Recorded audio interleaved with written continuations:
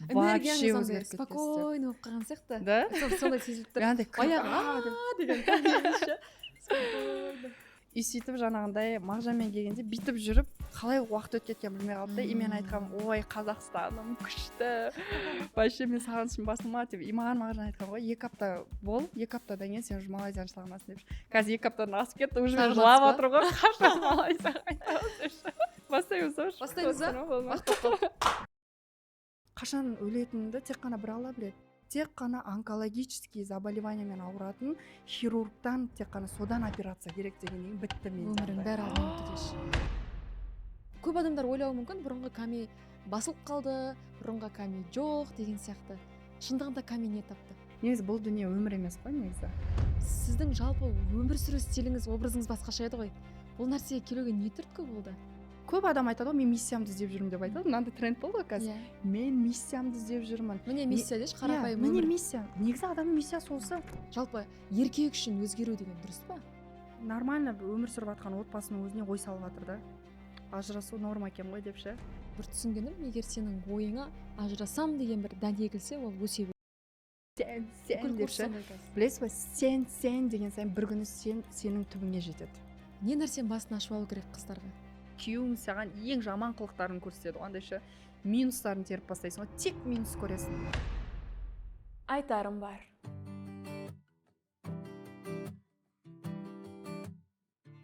Сәлем, эфирде Айтарым бар подкасты. Сіздермен бірге мен Жанерке Сейфуллина. Бүгінгі біздің подкастымыздың қонағы ұзақтан күткен, алыстан келген қонағымыз. Арнайылап оқырмандар үшін, көрермендер үшін шақырып отырмыз. Мотиватор, шығармашыл тұлға, миллиондаған қыз-келіншектерге шабыт беретін блогер Камила Әділхан бізде қонақта. Сәлеметсіздер ме? Камила, қош келдіңіз. Рахмет көп. Сізді көргеніңізге қатты қуаныштымыз. Андай қарбалас. Ертең аргоноз ұшып баратсыз ғой Малайзияға. Сондай бір тар аз уақыттың ішінде келісіп, сыйлап, құрметтеп келгеніңізге өз атынан және көрермен атынан рахмет айтатын боламын. Сіздерге де рахмет, негізі көп болды. Бір 3 жылдай болған шығар подкастқа сөйлемегелі, жалпы камераға сөйлемегелі. Сол үшін кішкене сөйлей алмай жатсам, немесе кішкене өзгерістер болатса кешірім сұраймын. Жоқ, бәрі әдемі болатын сияқты, Құдай қаласа. Ками, жалпы енді Алматыға уақытша келдіңіз ғой сіз. Шетелге көшіп кеткеніңіз бар. Бірақ уақытша келе отыра, өкінішке орай отадан бірақ шықтыңыз, кішкене сторисіңізді көріп алаңдап қалдық. Қазір денсаулығыңыз қалай? Жалпы не болды? Рахмет, соның барлығын көріп отқаныңызға. Біріншіден, бұл өте маңызды және өте пайдалы қазір мен айтатын ақпарат деп ойлаймын. Басқа адамдарға құлақтарыңызға алтын сырға. Өйткені мен өзім бұлмен оңай жүре берген, мүлдем мән бермей. Қалай болды? Жалпы мен 3-ші қызымды көтерген кезде, мен білмеймін, мүмкін гормональный основада қолыма шишка шығады, кішкентай шишка шығады. Сосын мен жүре беремін, андай болады ғой. Қолтық жағына, қолтық жағына, мына бір жерінде, әлі менде перевязка тұр ғой. Жүре беремін, андай бізде мынандай бар ғой. Шықса кетер деген сияқты. Главное ауырмаса болды деп андай ше. Сөйтіп жүре беремін, қызымды босанам, уже 10 айдан асып өтіп кетті. Даже 10 ай емес, акасы 1 жылдай болып қалды. Өйткені қызыма 8 ай, мен ортасында шыққан болатын. Сөйтіп 1 жылдай уақыт жүре берем, ол өседі. Жай өседі. Мен түсінбеймін, уже Мағжан да уайымдай бастайды. Мен де уайымдаймын. Мен соңына дейін андай қалай айтсам, қазақ дейін десем байлы, қазақтың әйелдері дейін десем өзіңе тиеді ғой, реально ше. Біз жүре береміз ғой, өзімізге қарамай. Андай как будто өзі кетіп қалатындай ше. И сөйтіп жүре беріп ол үлкейді. Сосын алдыңғы жол Қазақстанға келгенде өзімді ұмыттым. УЗИға түскен жоқпын. Сосын осы жолда балаларды қаратып жүріп, осы көре салайыншы, не екен мынаның ішінде, мүмкін жаңағындай операция жасатып, андай оңай алына салатын дүние шығар деп. Сөйтіп просто УЗИға түсе салып едім, маған УЗИ ұзақ қарады, өте ұзақ қарады. Сосын ұзақ қарап, онкологиядан, жаңағы онколог дәрігерден андай тез арада жаңағы кеңес алып, жаңағындай анализ алу керек, биопсия деді. Уже бізде мынандай ғой, онкология, онколог дегенді ести салысымен бірден бізде жаман ой кетіп қалады ғой. Шошып кетесің да, андай шошып кетіп, шынымды айтайын ба, сол кезде не түсіндім. Біз деген андай өмірімізде қатты планировать етіп тастаймыз ғой. Ойбай, бүйтем, сөйтем, ертең бүйтем, мынанша тапқанда бақытты боламын, бірдеме істеген кезде бақытты боламын, мынандай өмірімде өзгеріс болған кезде бірақ өмір сүремін деген сияқты андай ше. Біз көбінде болашақты қатты ойлап жүреміз да, андайшы бір сәтті күтіп жүреміз да, вот мынандай болсын, или там үй алып алайын, машина алып алайын, алғашқы миллионды зарабатывать етейін, мына кедейліктен шығайын, сосын барып өмір сүремін деп ойлап жүреміз да, андайшы ол норма болып қалғанда. Бірақ когда сізге врач айтқан кезде, дәрігер айтқан кезде, онкологтан кеңес деген кезде сені бүйтіп желкеңнен ұстап, бүйтіп дәл қазіргі сәтке бүйтіп лақтырып жібергендей болады да. Вот сонша андай айттым, бүйтіп істеймін, ойбай бүйтіп істеймін, жаңағындай өмірді сүруді, қалай айтсам болады, өмір сүруді біз екінші орынға қойып қояды екенбіз да. Дәл қазір өмір сүреміз. Сөзі сондай үлкен ой келді, мә соншама өліп жатырмыз. Ал егер қазір онкологияға барған кезде маған айтсам, например, енді Алла сақтасын, стадия деп айтса, иә, например, оның барлығы 5 тиын болып қалады екен ғой. Айтады ғой, мына өмір сондай бір қас қағым сәтте өтіп кетеді, және де бұл дүниені сен өзіңмен бірге арғы өмірге алып кетпейсің, қайтыс болғанда алып кетпейсің, иә, тек қана сенің жақсы амалдарың қалады ғой. Сол жақсы амалдарың қалады деген сол кезде мен прям андай қатты, қалай айтсам болады, бір ұстаздың сөзі есіме түсіп кетті, айтсам бола ма, айтады да, нағыз қатты уағыз қабірдің жанында қаттырек өтеді дейді да, андайшы. Сол кезде бүкіл осы сәт деген, сол онкология дегеннен кейін маған өтті қатты. Шынымен де мен не істеп жатырмын, қалай өмір сүріп жатырмын, соншама нені мен өзіме керексіз заттарды планировать етіп жатырмын, не істеуім керек қазір. Өйткені маған нақты дәрігер айтқан жоқ, уайымдама деп те айтқан жоқ, керісінше андай онкологтан міндетті түрде кеңес керек, и тек қана онкологический заболеваниямен ауыратын хирургтан тек қана содан операция керек дегеннен бітті менде. Өмірің бәрі алдынан өтті деші. Иә, қасымда ата-енем бар, не жылайын десем еңіреп, жылайын десем жылай алмаймын. Андай қалай айтсам болады, неге жылағым келді? Өйткені мә соншама бұл өмірді бағаламаппын ғой деген ой келді да. Хоть 5 уақыт намаздамыз, Аллахты танимыз, Аллаға шүкір, енді білеміз оның барлығын. Бірақ андай сондай бір ой келді, өліп қаппын ғой деген сияқты, андайшы соншама мына жаңағындай дүниеге жабысып, жаңағындай қалай айтсам болады, ұмытып кетіппін ғой. Бұл біз енді айтады ғой, тағдырда қашан өлетініңді тек қана бір Алла біледі. Бізде уже жазылып қалғанда тағдырға мына күні Камила жаңағындай өзінің рабысына қайтады деп. Өлім деген негізі жаман зат емес қой. И біз как будто сол күнді білетіндей өмір сүреміз, андайшы. Ой, мен деген 60 жасымда бүйтем, пенсияға шыққаннан сөйтем, мен деген кейін саяхаттаймын деген сияқты. Мен кейін өмір сүремін дейміз ғой. Немесе өткенмен өмір сүретін. Немесе өткенмен деген енді екі есе жаман. Өйткені өткенді сен біліп тұрсың да өтіп кеткенші. Біліп тұрсың өтіп кеткен, бірақ сонда да ұстанып аласың да. Өйткені жаңағындай как будто сол қалай айтсам болады, алдыға қайтадан келіп сен бірдеме өзгерте алатын сияқты. Сен ештеңе өзгерте алмайсың, тек қана тәубе ете аласың, болды. Тәубе етсең өте жақсы, ары қарай жеңіл жүресің. Егер тәубе етпесең өзіңе қиын ғой. Содан кейін Алматыға келдік. Қатты мен мамама айтпадым, мүлдем мамаға айтқан жоқпын. Өйткені мен мамам деген, енді мен танитын оқырмандар біледі, ойбай, онкологияның о деген несін естісе, әрбір несі бітті мама деген. Жар дегенде жалғыз қыз кетіп қалатын еді бірден. Ата-ана деген балалы болғанда білесің деген осы ғой. И сөйтіп жаңағындай келдім Алматыға, и сондай бір жақсы дәрігерлер кездесіп қалды. Қайтадан УЗИ-ға түстім. УЗИ-да айтты, бұл жаңағындай доброкачественный опухоль деді.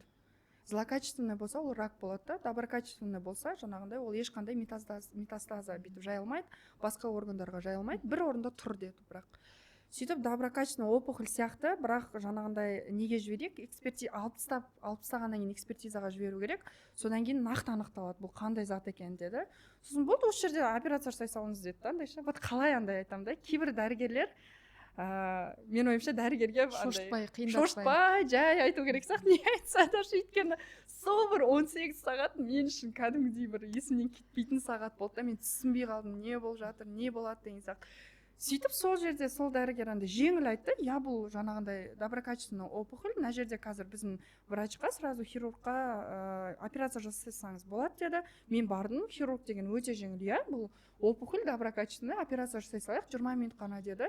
Сосын жарайды деп мен жасай салдым, мен де андай қиын қабылдағым келген жоқ. Мен соншама сендім, оңай қабылдап тез өтіп кетейінші осыдан деген сияқты. Сөйтіп барып жаңағындай операция жасай салдық, сосын анализға жіберді. 10 күннен кейін анализдің нәтижесі, я доброкачественный опухоль, фиброма.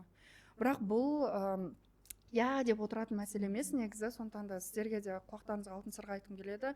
Көрермендер өте көп, мен осыны инстаграмға салғанда 3,5 миллионға жуық қаралым жиналды. Мен не үшін салдым? Өйткені мен историяма салған кезде адамдар айтты, менде де бар деген адамдар мынанша болды Жанерке ханым. Ойлаңыздаршы, олардың барлығы дәл мен сияқты 10 ай жүре бердім ғой. Олар 10 жыл жүруі мүмкін. Олар 10 жыл жүруі мүмкін. Даже 10 жылға жетпеуі де мүмкін, өйткені бір оқырманында мынандай историясын жіберіпті өзінің. Менің мамам да осылай жүре берген, бірақ қатты әкесі қайтыс болған кезде стресс алған мамасы, и ол жаңағы опухоль метастаза жіберген ғой. Бірден, содан кейін бірден раққа айналып кеткенде, ары қарай жаңағында анасы да көп ұзамай қайтыс болғанда өмірден өткен. Сондықтан да мен айтарым, хоть қандай кішкентай болсын шишка, үлкен болсын шишка, міндетті түрде өзіңіздің денсаулығыңыз өзіңізге керек. Сізге опухоль дегенді айтпай тұрып, жаңағындай онкология дегенді айтпай тұрып, ләж болса жаңағындай УЗИға барып, УЗИ мягкой ткани өтіп алыңыздар. Өтініш үлкен. Өйткені біз өзіміздің денсаулығымызды әрдайым екінші орынға қоямыз, жарайды деп жүре береміз, бірақ басымызға тиген кезде қап деп қаласыз, лучше қап деп қалмайтындай барып өте салған жөн. Негізі айтады ғой, денсаулық бар кезде 1000 проблема, денсаулық жоқ кезде бір проблема, ол денсаулық деп. Сондықтан адамның басы Алланың добы деп, сіздің жоспарыңыз Малайзияға қайту керек болған, осындай бір процестің бәрінің бір өзінің бір түсінер, үйренер, осындай қаншама халық естір жол болып тұрған шығар деп. Бәрі жақсы болсын, Құдай қаласа. Бәрі деніңіз сау болсын. Ең бастысы өйстіп жарқырап, жайнап жүре беріңіз. Енді шетелге көшіп кеттік деп жатырмыз ғой. 2 жыл бұрын шетелге көштіңіздер, шешім шығардыңыздар. Одан ешкім Қазақстанда жасамаған жол аяқты ғой деген жасадыңыздар. Біз де отбасымызбен сол тойдың қуанышында болдық. Одан бері енді біраз нәрсе өзгерді. Жалпы Малайзиядағы тіршілік қалай? Соны сұрағым келеді. Неге Малайзия, неге елдің бәрі армандайды Америка емес, Европа емес? Мына безеулер тоналкамен жабай беріп шаршап кеттім ғой. Самооценкам да түсіп кетті. Не көшеге шыға алмайсың адам ұқсап. Ештеңе көмектеспеді ғой бұларға. Қыздар 10 мыңнан аса қыз келіншек нәтижесін көрген Оджет наборымен бетіңіздегі пигментация, қара дақ, постакнеден толықтай құтыла аласыз. Құрамында витамин С ғана емес, каолин, глина, ниацинамид, гиалурон, пептид сияқты бай құрамды компоненттермен 30 күнде жеткен қыздардың нәтижесін көріңіз. Егер сізде де осындай проблемалар болса, төмендегі сілтемеге өтіп, эстет косметологтардан тегін консультация ала аласыз. Өте көп қыздардың результатын көріп, бұл что за чудо деп мен де тапсырыс бердім, бірақ эффект мен ойлағаннан да күшті болды. Нағыз маманы эстет косметологтан толық консультация алып, 1 айда осындай нәтижеге жеттім. Егер сіз де бетіңіздегі проблемадан шаршасаңыз, Korean Bars мамандары сізге көмектеседі. Бетіңізге тегін консультация алу үшін төмендегі сілтемеге өтіп, WhatsApp-қа жазыңыз. Неге Малайзия? Шынды айта салайын ба, андай бүйтіп айтпай қойшы. Біздің өзіміздің ағамыз бар, Батыр деген. Сол кісі біз Меккеде жүрген кезде кездесіп қалдық. Ол кісі де Меккеде жүр екен. Біз оның алдында көшеміз деген жоспарда жүргенбіз. Біз жалпы Мағжан екеуміз көшкіміз келеді деген ойда жүрдік. Не үшін? Бір Қазақстан намағандықтан емес, жаңағыдай ойбай Қазақстаннан ары көшем емес. Жаспыз ғой. Жаспыз, балаларымыз әлі кішкентай. Аллах тағала бізге тек қана Қазақстанды жаратқан жоқ қой, бізге бүкіл әлемді жаратты, және Құранда саяхаттаңдар деп айтты да бізге. Яғни саяхаттау деген тек қана 7 күнге барып там all inclusive-қа 5-звездочный отельде демалып қайту емес та, өзіңіз де білесіз ғой, ана саяхаттау деген сол елдің жалпы адамдарымен танысу, сол елдің бүкіл мәдениетімен танысу, және де жақсылығын өзіңе алып қайту да. Өйткені біз тек қана бір жерде ғана өмір сүре берсек, біз білмейміз жалпы әлем қалай өзгеріп жатыр, қалай мен өзгеруіме болады деген сияқты. Вот саяхаттау дегеннің нағыз саяхаттауды біз Малайзияда ұзағырақ өмір сүріп түсіндік. Саяхаттаңдар деген осы екен ғой деген сияқты. Сөйтіп Меккеде жүрген кезде жаңағындай Батыр мырза бізге айтты, осылай біз көшкіміз келіп жүр деп айттық. Ол кісі сол жақта тұрып жатқан Мәке Ками ханым Малайзияға көшіңіздер деді. Егер де жаңағындай балаларыңызға тәрбие берілеріңіз келсе, жақсы білім берілеріңіз келсе, жаңағындай өздеріңіз рухани, жалпы жан-жақты дамығыларыңыз келсе, ағылшын тілін дамытқыларыңыз келсе, Малайзияға көшіңіздер. Және де ол мемлекет өте қатты қымбат мемлекет емес, және де барлығы жалпы мұсылман мемлекеті болғандықтан адамдарды күліп қарсы алатын мемлекет деп бір сөз сатты ғой бізге Малайзияны. Біз Малайзияға барып көрмегенбіз. Жалпы Мағжан екеуміз білесіз ғой, өзіңіздер, Жанерке ханым тәуекелшілміз. Біз қатты бүйтіп уайымдап, ойбай, біз бірінші рет барып келуіміз керек деген бізде қатты ой жоқ. болыпты, бүкіл біздің қалаған стандартымыздың бәріне сәйкес біз ағылшын үйренгіміз келді, ағылшыны бар. Жаңағындай біз жаңағындай жан-жағында мемлекеттер өте көп, Сингапур, Япония, Қытай, Корея, Австралия, барлық жан-жағында жақында саяхаттағымыз келген, ол да мүмкіндік бар. Сосын жарайды, онша көшеміз деді, сөйтіп Малайзияға көшіп кеттік. Мақсат жай ғана саяхаттау негізгі. Мақсат жай ғана басқа елдерді көру, саяхаттау ғой, даму. Басқа Мақсат ештеңе жоқ. даму, тіл үйрену, саяхаттау және сол жақта кәсіп ашу. Өйткені жаңағындай жалпы енді мен күйеуім де кәсіпкер, мен де кәсіпке жақын болғандықтан бізге андай білмеймін жас болғандықтан қайнап тұрық қой енді. Бірақ қазір қайнамай қалған сияқтымын, мен үшін Малайзияға кетші. Сөйтіп бір жаңашылдықты көрейін дедік ше. Өйткені жаспыз, әлі күш қуат бар. Инициатива кімнен туындады? Екеумізден бірдей туындады. Қызық, екеуміз әрдайым Мағжан екеумізде бірдей бәрі болды. Бірдей біз намазға келдік, бірдей ислам тандық, бірдей жалпы дамып жатырмыз, және де тура бірдей жаңағындай көшеміз деген сияқты. Біз басында Бали дедік, сосын Америка дедік, сосын бүйтіп Аллах тағала осылай Малайзияға алып келді. Қандай артықшылық кемшілігі бар екен ол жақта? Бірінші артықшылығын айтайын, енді кемшілігі деп айтпай қойын, бірақ салыстырмалы түрде айтайын, иә. Жалпы Малайзияның маған өзіме қатты ұнайтын ол адамдары. Өйткені Малайзия елі маркетинг жағынан, енді Малайзияға барып келген адамдар біледі, услуга жағынан Қазақстаннан 10 жылға қалып қалған. Ол жерде біздің Инстаграмда ойбай, қазір сатқанда сатып жатыр ғой. Кәдімгідей сату, Қазақстанда маркетинг, услуга әлде қайда дамып кетті. Негізі біздің еліміз, мен айтайыншы, бір мақтайыншы, біздің еліміз қатты дамыған ел. Біз мына жақта қандай адам біздің елімізді дамымаған дейді, ол сыртқа шығып көрмеген адам, шықпаған адам. Өзіңіз Америкаға барып келгенде көрген шығарсыз, Америка дейсің да, бірақ услуга деген кәдімгідей шайылып жатыр ғой, былай қарасаң. Шайылып жатқан жоқ, біздің Қазақстанға жетпейді. Қазақстан әлде қайда мықты. Әлде қайда дамыған, әлде қайда таза, мүмкіндік өте көп, бизнес жасауға мүмкіндік көп. Жалпы бір банктың өзі қаншама адамдардың нелерін жауып тастаған, артық әрекеттерін бәрін жауып тастаған бір банктың өзін болды. Кез келген іс әрекет істеген келсе, бір приложение кіресінде істей бересің. Қазақстан деген оның цифровизация қанша мықты. Цифровизация, IT, мен айтамын, мен прям Қазақстан сыртына шығып бүйтіп деп сыйлағым келеді, андай ше.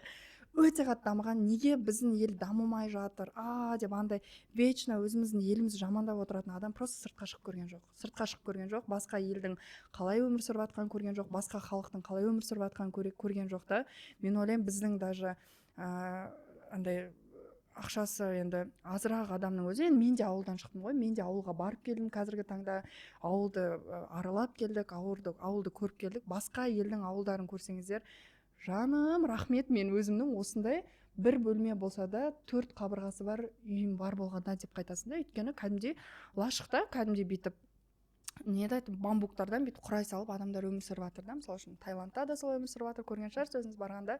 Сондықтан да біздің еліміз өте жақсы дамыған. Просто көбірек адамдардың жаңағындай шетелге шығып көрмегендіктен, басқа мемлекеттің жағдайын көрмегендіктен, жаңағындай біздің мемлекет дамымай жатыр деп ойлайды да. Негізі біздің мемлекет өте жақсы дамып жатыр. Айтып отырмын ғой, 10 жылға Малайзия қалып қалған негізі осындай услуга жағынан.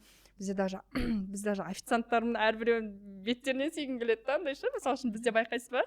Бірден отырған кезде бірден жинап алады, бірден қалай сен заказ бердің, қалай барлығы четко жүреді да бізде. Ал енді Малайзияда ол жамандап жатқаным жоқ, байпиша, өйткені Малайзия өзі солай өмір сүріп жатыр. И олар оны жаман да деп жатқан жоқ, қалып бара жатырмын да деп жатқан жоқ, солай өмір сүріп жатыр. Мен салыстырмалы түрде айтып жатырмын да. Ол жақта енді кішкене ол жағынан кәдімгі услуга жағынан, IT жағынан, сервис жағынан кәдімгі қалып қалған. Енді өздеріңіз көресіздер ғой, келіп. Бірақ өте бір бірағы бар. Малайзияның ең үлкен артықшылығы, олар мұсылман мемлекеті. Бірақ мұсылман мемлекеті деп те мен нете алмаймын, салыстырмалы түрде айта алмаймын, өйткені бізде де мұсылмандар бар, намаз оқитын адамдар бар, бірақ кішкене қабақтары тиюлі да, андай ше, кішкене андай ашушаң, агрессивный деп айтады ғой, айтқанда. Ал Малайзияда барғанда адамдардың өзін сразу аэропорттан түсе салысымен байқайсыз, күліп жүреді бәрі. Адамдар өте мейірімді. Адам өзін ойламайды ол жақта. Кез келген адам қасындағы адамды ойлап тұрады. Мен бұл адамға кедергі жасап қоймайын. Мысалы үшін өзіңіз Америкаға барған кезде байқадыңыз ба, очередьте кезекте тұрудың әдебі бар. барлығы үндемей ғана анау ұзақ тұрған кезекте тұра салады. Ресторанға кірудің бірден барып отыра салмайсың, кезекте тұрасың. Кезекте тұрасың. Міндетті Сосын түрде барып кезекте сені тұрасың. шақырады. И байқайсыз ба, ешкім кезекте тұрған кезде асықпайды. Олар қабылдайды. Мен осы жерге келдім, мен кезекте тұрмын. Болды, мен басқа ешкімге ренішім жоқ. Ар жақта жамандамайды. Неғып ан жақта тез адамдар тамақ ішіп кетпейді, неге тез жұмыс жасамайды, жаңағындай бүкіл сервис қайда қарап жатыр деген ашу жоқ та 100 орын адамдарда. бос тұрса да тұрасың кезекте. Тұрасың. Болып па, өйткені сен таңдадың. Ол өйткені сенің таңдауың және де сенің жауапкершілігің. Міне Малайзияда сол қалыптасқан тоже. Яғни ол жерде әрбір адам өзінің таңдауы екенін түсінеді, барлығы кезекте тұрады, ешкім ашуланбайды. Бізде мынандай қызық жағдай болған. Мен айтып отырмын ғой, Қазақстанға келіп Малайзияда 2 жыл жинаған женская энергиямды бір күнде құрттым деуші, машина айдапшы. Мысалы үшін машина айдаған кезде ол жақта біз таң қалдық. Бір кезде Мағжан бірінші светофордың қасында тұрған кезде, бірінші тұрымызда телефонға кіріп кетті да, тұрып қаппыз. Телефон кіріп кетті, менде телефон кіріп кетті. Ешкім сигнал баспайды ғой. Бәрі тұр. Олар қалай ойлайды? Мына кісіде бірден болып қалған шығар мүмкін. Біз күте тұрайық, біз қазір асықтырмайық, мүмкін бас айналып қалған шығар, мүмкін кішкене күтіп тұру керек шығар деген сияқты. Содан кейін тұр, бір лет қызыл жанып кеткен, бір лет жасыл жанып кеткен, сосын бір лет қызыл жанып жасыл жанған кезде артымыздағы машина жанымызға өтті де просто кетіп қалды. Ой, біз сол кетіп бара жатқан кезде түсіндік қой, біз тұрып қалыппыз ғой деп андайша бірден жаңағындай сразу барып, ешкім соңына дейін қаншама ар жақта кезек тұрып қалған, былай қарасаң біз ақыға кіріп тұрық қой, бірақ андай ешкім бізге ашуланған жоқ, түсінді. Олар соңына дейін түсінеді. Соңына дейін ана адам жайлы жақсы ойлайды көбінде, жақсы ойлайды. Бізде өте көп жағдай болды, мынандай да жағдай болған. Біз Мағжан екеуміз Малайзияда неде жүрміз, магазинде жүрміз да. Сол кезде біз айт ұйымдастырғанбыз ғой, айт мерекесін. Көп су алдық та, ауыр болып кетті ана тележкамызшы. Сосын кассаның жанына бүйтіп қоя салдық, кассаның жанына тележканы. Сосын жарайды барып, тағы бір екі заттар алып келек деп, екеуміз асықпай барып, заттарымызды алып, екінші тележкамен келе жатсақ, біздің тележканың артында очередь тұрып қалған ғой кәдімгідей. Бір адам бұл тележканы қалдырып кетті, ол қазір барып келгенше келіп кассадан өтеді ғой, сондықтан да біз ол адамды күтеміз деп очередь тұрған жерде. И кассир да тұр ғой қарап. Мен осыны жаңағындай подругаларыма, таныс қазақ қыздарыма айтсам айтады ғой, тез кассирді үндемейді екен деп жатыр, тез жіберіп алса болады ғой деген сияқты. Бірақ біз келдік, сорри, кешірім сұраймын деп, біз оларға иіліп баратырмыз, олар бізге иіліп баратыр. Жоқ, ештеңе етпейді деп біз солай өтіп кеттік. Қайдан сіңген ондай мәдениет оларда? Мен ойлаймын, ол сабыр. Өйткені ол жақ мұсылман мемлекет қой, олар исламды жалпы мектеп кезден, садик кезден бастап исламды жаңағында үйренеді. Исламды тек қана намаз деп қана қабылдамайды да. Ислам ол 5 уақыт парыз деп қана қабылдамайды да. Ислам ол орамал, и жаңағындай мен мұсылман мемлекетін деп қабылдамайды. Ол жерде ислам ол образ жизни, ол өмір сүру әдебі ислам. Олар исламмен өмір сүреді. Мысалы үшін асықпандар айтады ғой, асыққан шайтанның ісі деп, олар асықпайды, олар сабыр етеді. Ең бастысы олар бәрі Аллахтың қалауымен болып жатыр дегенге толығымен иман еткен адамдар. Барлығы Аллахтың қалауымен болып жатыр. Қазір болмай қалған затта, болған затта, осылай күткенімізде бірдеме болмай қалғанның барлығы ол Аллахтың қалауымен жатыр. Мен неге ашуланам? Мен неге сабырсызданам? Мен неге сондай бір жаңағындай ол адамға керісінше ақысына кіремін? Олар ләжі болса ақысына кірмеймін деп жүреді. Андайшы мен адамды ренжітіп алмайын, мен адаммен ұрсып қалмайын. Өйткені олар біледі да, бұл өмірде емес, ақыретте жалпы оның барлығына жауап беретінші. Сондықтан да осының барлығы мен ойлаймын, ол менің ойым, жалпы адамдар сонымен жаңағындай өмір сүреді деп. Өйткені біз мысалы үшін осы салыстырмалы түрде соңына қарай болған жағдай ғой, мен 3 баламен аэропортта тұрмын да, осы жақта, Қазақстанда.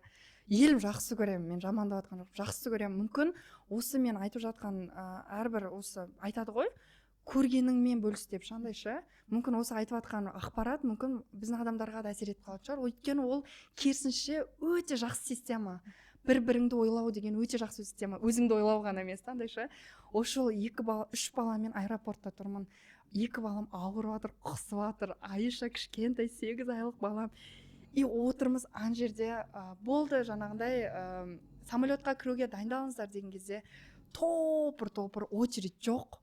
Жиналып қалған ғой адамдар. Мен бірінші кіріп кетейінші.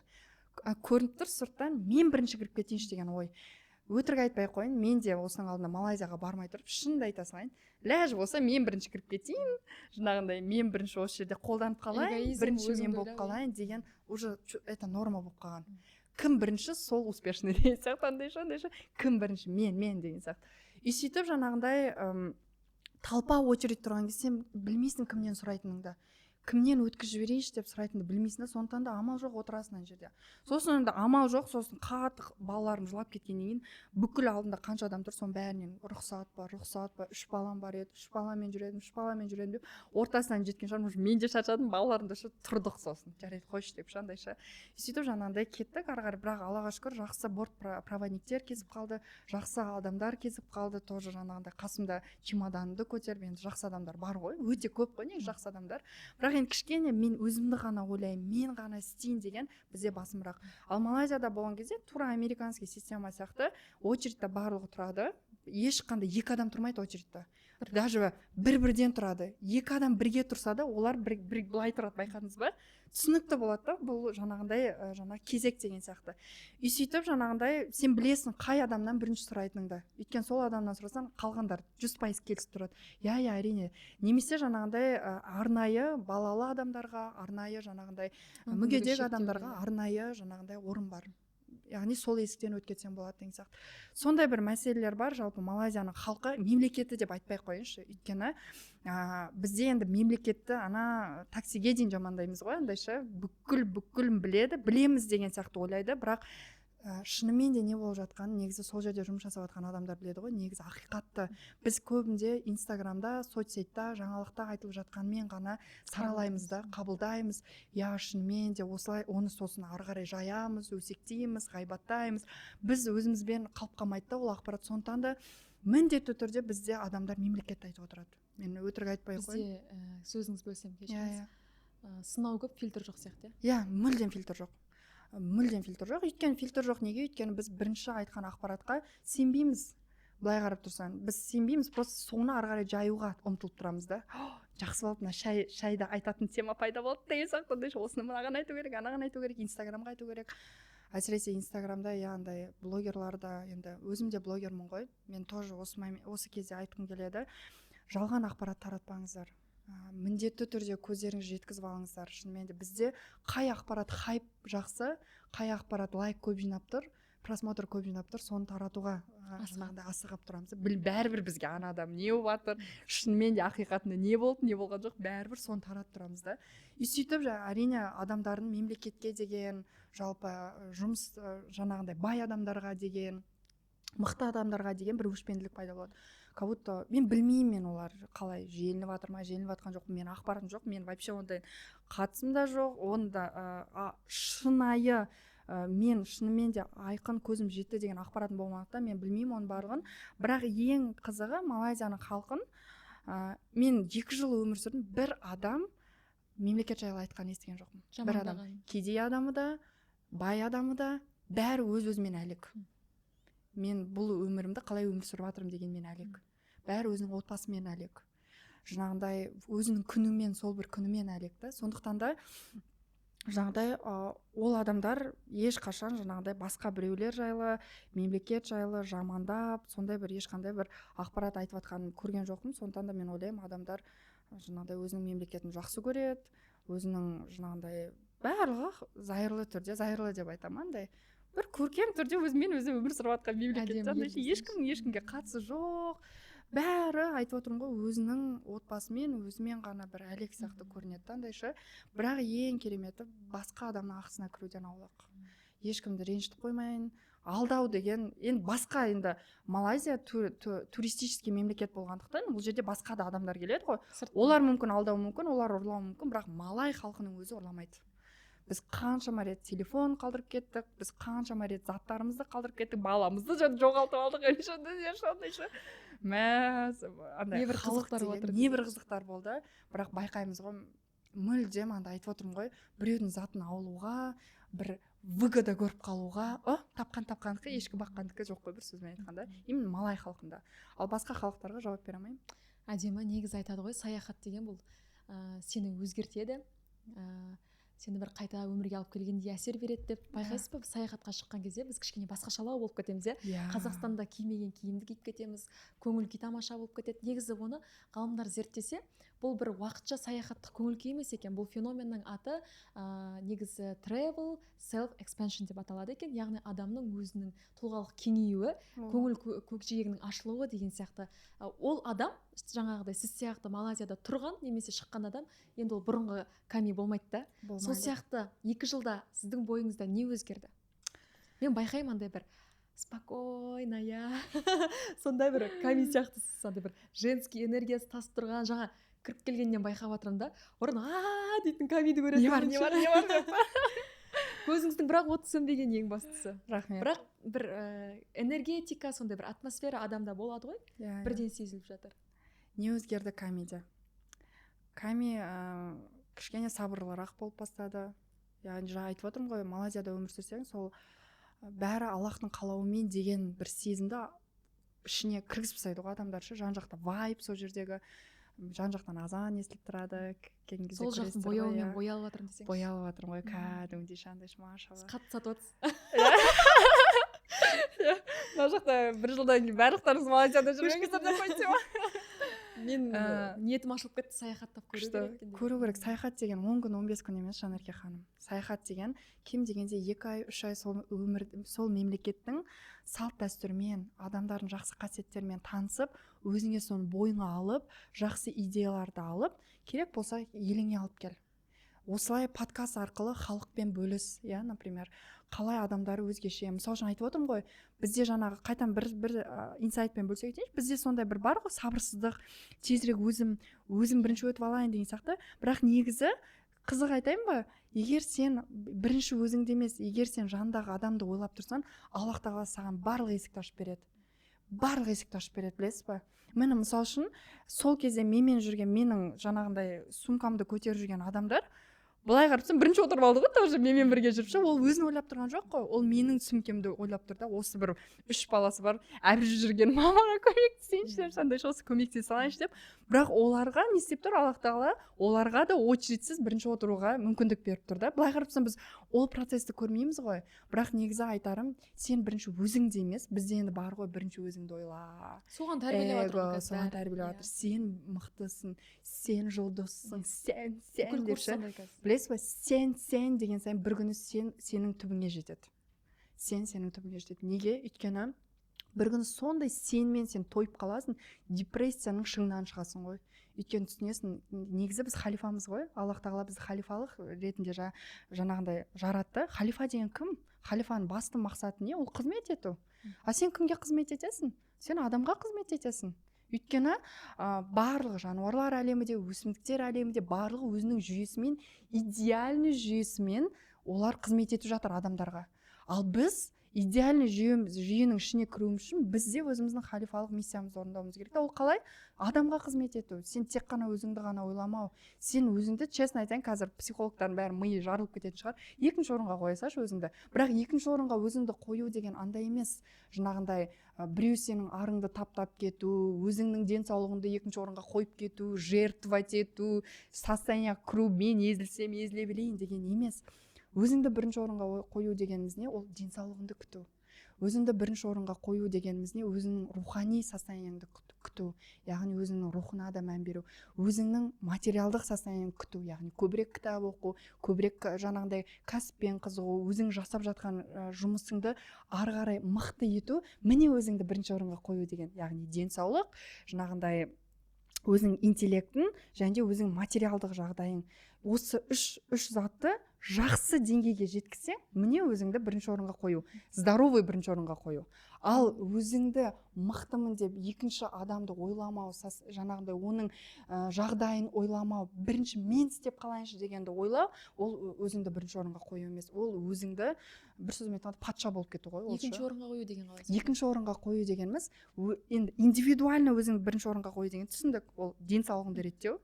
Реально мына жерде қаншама адам денсаулығын реттеп жатқан жоқ. Интеллектуалды жағынды реттеу. Өсек, ғайбат, біреудің өмірін обсуждать еткен ол тіл үйрен, кітап оқы, рухани дамы, рухани оқып, сол жаңағыдай отырыстарда подругам бізде айтады ғой, отырыста не айтамыз басқа депші, басқа адамды айтпасақ басқа не айтамыз депші, өзіңнің алған біліміңмен бөліс. Біз мысалы үшін Малайзияда апта сайын қыздармен кездесеміз, өзіміздің алған білімімізбен бөлісеміз. Мен ойлаймын, сізде кездесетін ортаңыз бар, өзіңіздің алған білімдеріңізбен бөлісесіздер, қандай керемет жаңағыдай опыт алмасып қайтасыздар, иә. Міне, интеллектуалды даму, жақсарту деген осы, өзіңді тазарту, жаман информацияларын тазарту, инстаграмда көп отырмау, тиктокта көп отырмау, жаман информацияларды, миыңды, ми ойлаңызшы, тек қана сіздікі да, и ол ми сізге ғана керек, ол сізге ғана қызмет етіп жатыр, басқа ешкімге қызмет етіп жатқан жоқ. И осы сондай бір керемет жаратып берген миды жаман ақпараттарға толтырмау керек та. Міне осы интеллектуалды тазару деген, және де материалдық жақсарту. Бізге Аллах тағала өте керемет потенциал берді ғой, потенциал берді, бай болуға потенциал берді, мықты болуға потенциал берді, жақсы өмір сүруге потенциал берді. Бүкіл дүниені Аллах тағала жаратып жатыр. Жақсы көлікті де, жақсы үйді де. Бай болмасаң, сен зекет бере алмайсың, сен садақа бере алмайсың, сен ең керемет парыздардың бірін жасай алмайсың. Зекет деген 5 парыздың бірі ғой. Сен жасай алмайсың да, соны бұрын айтады ғой, кейбір сахабалар жылаған дейді, андай ақшасы жоқ сахабалар, біз деген 5-ші парызды орындай алмай жатырмыз. Мен айтамын, сондай жылау бізге де қалай деймін да, не деген ана иман деймін да. Міне материалдық жағынды жөндеу деген осы. Міне осы бірінші өз орныңа қою индивидуально, осы 3 жағдайыңды әрдайым күн сайын жөндеп отырсаң, шынымды айтсам, сенде уақыт та болмайды басқа біреудің өміріне қарау, басқа біреудің өмірі мен өзіңнің өмірін салыстыру, басқа біреуді айту, осуждать етуге мүлдем уақытың қалмайды. Өйткені сен индивидуально дұрыс, саналы түрде өзіңді бірінші орынға қойды. Ал енді екінші, обществода, яғни адамдар арасында өзіңді екінші орынға қою дегеніміз, бірінші сен екінші адамның ыңғайлылығын ойлап отырсың. Қалай? Сен ең простой түрін айтайын ба? Ең қарапайым түрі. Уборныйға кірдің ба? Туалетке деп айтайыншы. Туалетке кірдің ба? Артынан жинап кет. Міне ол өзіңді екінші орынға қою деген осы. Сен бір жерде отырсың ба? Мусорыңды тастама. Сен бір жерде кезекте тұрсың ба? Көріп тұрсың ба? Қасында өте бір мұқтаж адам тұрғанын тезірек барып алуға сенің алдында. Өйткені сен тұрсың, өзіңмен өзің тұрсың, ешқайыққа асып жатқан жоқсың, жақсы бәрі. Сен мүмкіндік бер екінші адамға. Сен әрдайым мысал үшін бір ресторанда ұзақ адам неде тұр, очередьте тұр, я. Сен тамағыңды ішіп болдың, басқа жақта отыра тұруға болады. Жоқ, сен сол ресторанда до конца отырсың, мен төлеп қойдым, бұл менің орным. Я сама знаю. Бәрі айналып келгенде ішкі мәдениетке келіп тіреледі. Я, бірақ сен сол адамды ойлап тұр, қой мен тезірек асықпай тез тамағымды ішіп алайын, сосын жаңағыда ана адамдар күтіп тұр ғой. Сол вот міне өзіңде екінші орынға қой деген. Ең кереметін айтайын ба? Сен басқа адамның, басқа бауырыңның жағдайын ойлап тұрған кезде, Аллах тағала сен жағдайыңды айта алмаймын, қалай бүйтіп жасап қоятын шандайшы, қалай бәрін реттеп қоятынды айтады ғой, жолың ашық болады деп айтады ғой, жолың да ашық болады, күнің де ашық болады. жасап жатсаң, иә, кәсібің де ашық болады, отбасыңа береке деген кіргенде кіріп кетеді жан жерде ше. Өйткені сенің ойың тек қана өзім емес, сенің ойың жаңағындай басқа адамдарды. Өйткені сен халифалық өзіңнің миссияңды орындап жүрсің да. Көп адам айтады ғой, мен миссиямды іздеп жүрмін деп айтады. Мынандай тренд болды ғой қазір. Мен миссиямды іздеп жүрмін. Міне миссия деші, қарапайым өмір. Міне миссия. Негізі адамның миссиясы осы, қызмет ету. Адамның миссиясы қызмет ету. Көбісі өзінің профессиясынан миссиясын іздейді да. Так, мен өзім андай кәсіпкердің ішінен миссиямды тауып алуым керек дейді. Сол миссияны іздеп 10 жыл өтіп кетеді. Или мен дәрігермін, мен дәрігерліктің ішінен миссиямды табуым керек деген сияқты. Негізі адамның миссиясы, кез келген адамның миссиясы, ол дәрігер болсын, кәсіпкер болсын, ол кім болсын, жаңағы таксидің қызметкері болсын, кім болсын, оның миссиясы адамға қызмет ету. Мысал үшін сен жаңағындай мысал үшін официант деп айтайықшы, иә. Көбінде ол официанттық жұмысты адамдар қатты қадірлемей жатады ғой. Өзі официанттың өзі оны менсінбей жатады ғой. Тез официант болып жұмыс жасайды, сосын кәсіп ашамын деп шандайшы. Негізі нағыз қызмет олардікі ғой. Олар деген күлімсіреп, жаңағындай енді білмеймін, ол мұсылман ба мұсылман, бисмиллахын айтып, осы адамға жаңағындай бір күлімсіреп, осы адам настроениясын көтерейінші деген қасында алдында тұрып клоун болу емес.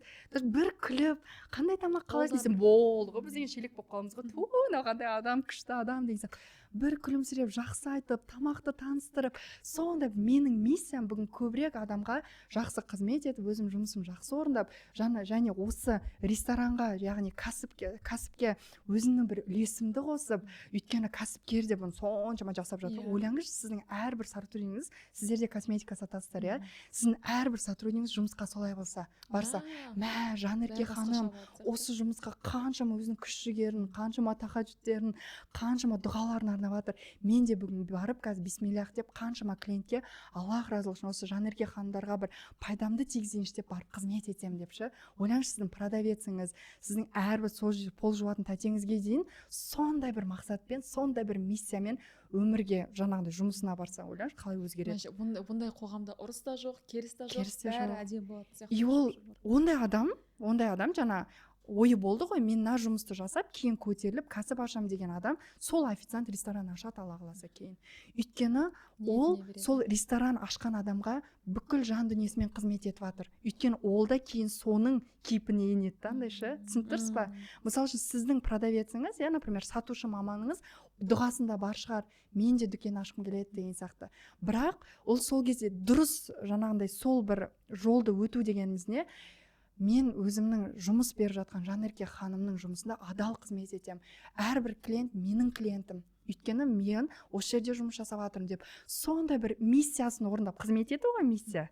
Кез келген жұмыста қызмет ету миссия. Солай жұмыс жасаса, ол кейін дәл сіз сияқты Алла қаласа кәсіп ашады.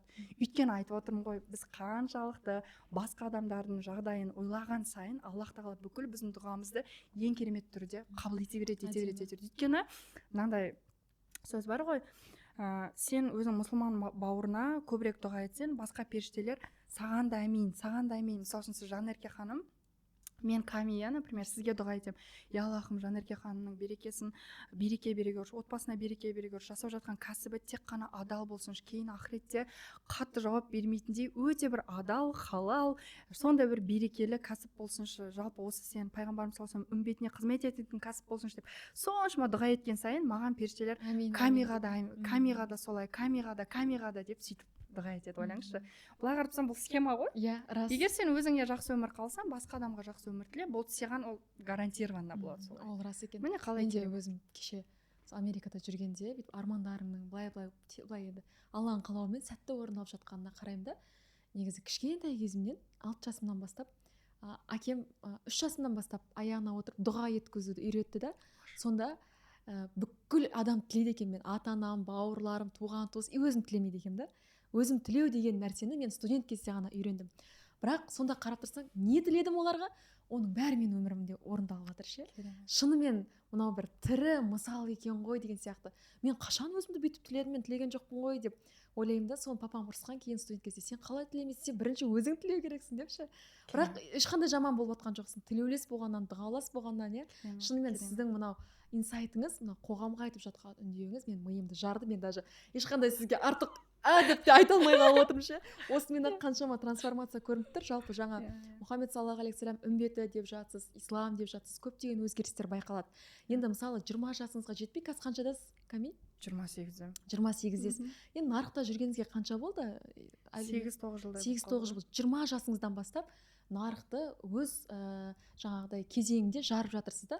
Былай қарап тұрсам, біреуге арман болған дүниені көріп тастапсыз, жасап тастапсыз. Ол мәселен отбасын құру, бала шағалы болса да, Аллаға шүкір, немесе бір хай-тек үй салу, дүние, телевидение, жобалар, жеке медиа, танымалдылық, абырой, барлығы сізде болды, бар да, бірақ бір сәтте, және бұл көрсеткіштер бір адамдар үшін үлкен бір жетістік ретінде көрінеді.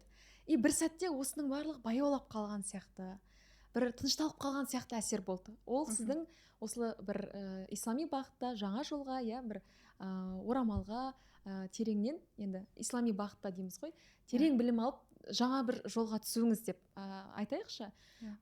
Көп адамдар ойлауы мүмкін, бұрынғы Ками басылып қалды, бұрынғы Ками жоқ деген сияқты. Шындығында Ками не тапты? Қалай айтсам болады? Шынымен де біздің қазір өмірімізде енді оның алдындағы Ками көбінде мотиватор Ками еді ғой. Ойбай, Ками үй алып жатыр, үй салып жатыр, көліктер алып жатыр, бір сәтте 3 көлігі болды деген сияқты. Яғни бір екі есігі екі ақ есікті көлікте болды иә, салоннан алған кезіміз. Иә, бір кезде біз ойлап қаламыз ғой, адам тек қана дүниесімен ғана құнды деп ше. Соны Егер сен насихаттаңыздар және. иә, өйткені біз өзіміз де сол кезде ойладық қой, жалпы көбірек көлік алсақ, көбірек үй жасы, керемет үйде тұрсақ. Бірақ қазір үйдің мәселесін айтамын, міндетті түрде көліктің де мәселесін айтамын. Жаңағындай көбірек біз адамдарға, енді контент қой, ол да контент, оны мойындау керек. Жаңағындай шынымен де сондай қазірдің өзінде біреудің бір үлкен бір покупкалары жақсы рилс жинайды, жақсы атақ жинайды, сонымен мықты деп ойлаймыз да, андай ше. Ол кезде сондай жағдай болды. Қазір біз енді Қазақстаннан көшкеннен кейін жалпы ондай контенттер азайды. Бірақ біз біраз машина ауыстырып тастадық ол жақта да. Бірақ не өзгерді соны айтайыншы. Негізі біз қабат оның алдында үй аламыз иә қазір. Ойбай, мен мынанша үй аламын, анша үй аламын. Біз мынандай үй саламыз, 1 машина емес, 2 машина, 3 машина, 4 машина, гаражым толып тұр дейміз да, андайша. Біз кей кезде ойлаймыз да, сол мен үшін үлкен жетістік деп. Дүние жинау, өте көп жинау, үлкен жетістік деген сияқты. Мынандай картия, мен айтпаймын, алмаңыздар деп. Сол көбірек болу, жаңағындай көбірек менің шкафымда деген мынандай көп зат болу, ол менің жетістігім, ол менің статусым, ол менің жаңағындай үлкен бір бұл өмірде жеткен жетістігім деп ойлаймыз ғой. Енді мақтанамыз да деген сияқты. Бірақ негізі жалпы бұл дүниенің өзінің қызметі бар да. Мысалы үшін үйдің ақысы қай кезде беріледі? Қонақ шақырған кезде беріледі. Егер сенің 3 үйіңде бірдей қонақ шақыра алмасаң, айналайын саған 1 үйде жетеді да. Жақсы үй сал, двухэтажный үй сал, бассейнмен үй сал, банясымен үй сал, прям іші интерьері шикарный. Өзім архитектор, қазір кетсем кетіп қаламын да, андайша. Өзің армандаған үйіңді сал да, бірақ сол үйің қызмет етсін да. Ол үйі ақысы өтелсін. Ақы ол тек үйдің ақысы тек қана қонақпен. Ол жаңағындай көбірек спальня жасап 5 балаңды ұйықтаумен ғана емес, үйдің ақысы ол қонақпен. Егер сен 3 үй бар ма сенде, егер 3 үйіңде де 1 сәтте қонақ шақыра аласың ба, 3 үйіңде 1 сәтте тұра аласың ба, әңгіме басқа да. Ал енді тұрамайсың ғой енді. Бір үйдің өзін қатырып нете алмаймыз ғой. Қалған 2 үйіңнен зекет берсеңдерші. Иә, зекет бер, немесе жаңағындай ол үйіңді кәсіпке айналдыр, ол үйің тұру керек. Ни в коем случае ниет андай болмау керек қой. 3 үйім болсын.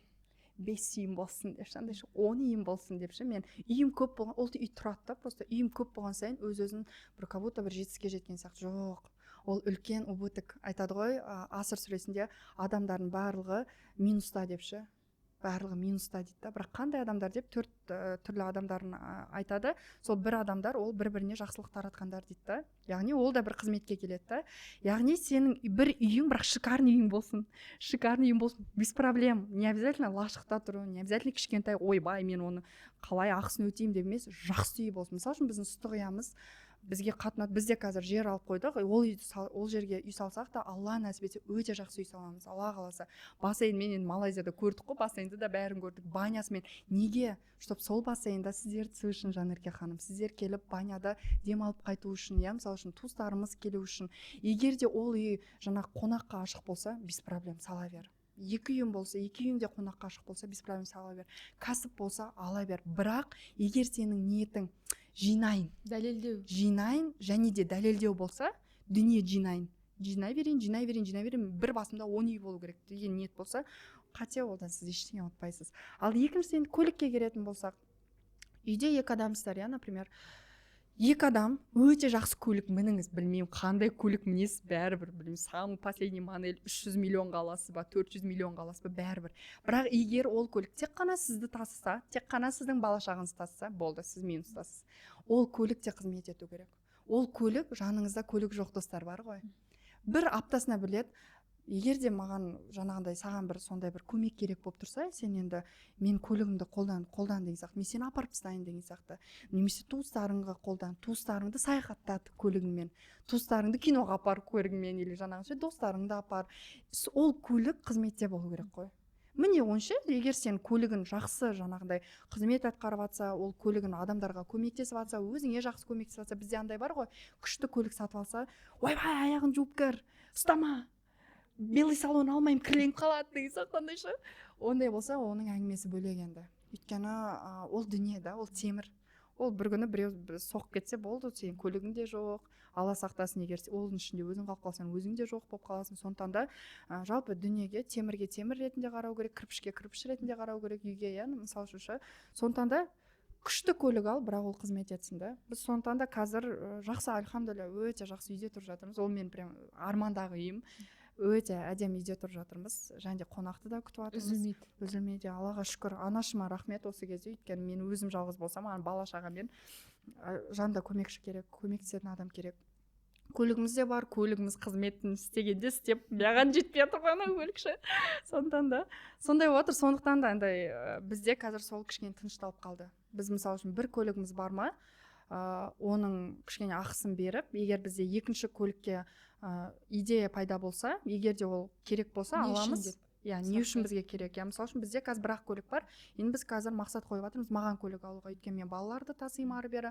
Ал Мағжан көбінде жаңағындай Қазақстаннан келетін қонақтарды қарсы алып алады. Ана бірінші көлікпен. Сондықтан да сол үшін екінші көлік алуға болады деген сияқты. Сол үшін бізде кішкене не болып қалды андай. Вау, 3-4 там 3 көлік, мен екі есікті көлік алып жатырмын деген жаңалықтар азайып қалды. Өйткені қазір осознанно ойланып, так бізге мынау керек па? Керек емес болса, тогда керек емес. Лучше басқа жаққа жұмсайық деген сияқты. Қазір енді кәсіпке жұмсалып жатыр, Мағжанның кәсібіне жұмсалып жатыр, менің өзім проекттеріме жұмсалып жатыр. Сөйтіп Аллаға шүкір сондай кішкене енді өміріміз өзгерді. Сондай бір покупка өзгеруіне ислам әсер етті ма? Қатты әсер етті. Сосын адамдар әсер етті, Малайзиядағылар. Мен қазір карте алмай қалдым ғой. Бұрын деген міндетті түрде мынандай болатын, мен де айтайыншы, мойындайыншы. Проект жасаймын ғой енді, ақша түседі ғой. Комиссияны рахмет ретінде мен саған карте алып беремін. Рахмет ретінде жаңағындай Луи Виттонға барамыз. Обязательно Есентайға барамыз ғой. Рахмет айтамын өзіме деп шандайшы. Малайзияға барған кезде арқалап бардым ғой соның бәрін. Луи Виттонымды, ойбай, Гуччи, Мучи, Прадаларын бәрін. Енді карте жоқ айтпақшы, менде Булгари бар деп қойдым андайша. Сонда алған блин, мынандайша сонда қатыр тағып жатыр ма деп ше. Жоқ, қазір айтамын, қатыр тақпаймын, мен аксессуар тақпаймын.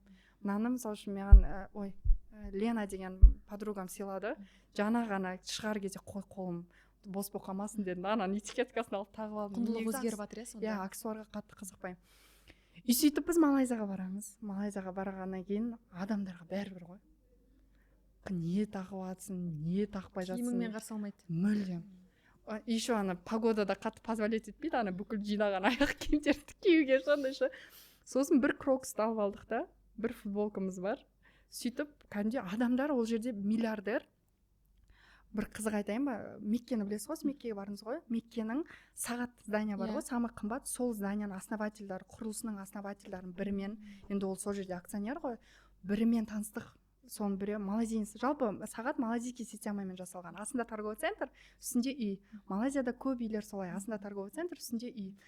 Сол кісімен таныстық. Қараған кезде мен ана жерде картошка сататын адам деп ойлап қалдым да, ендеше базарда тұрып, кәдімгідей базарда тұратын адам деп. Өйткені жаңағындай үстінде футболка, бұтында андай шорты, даже сымба, которында кішкене тізе шығып кеткен шандайшы.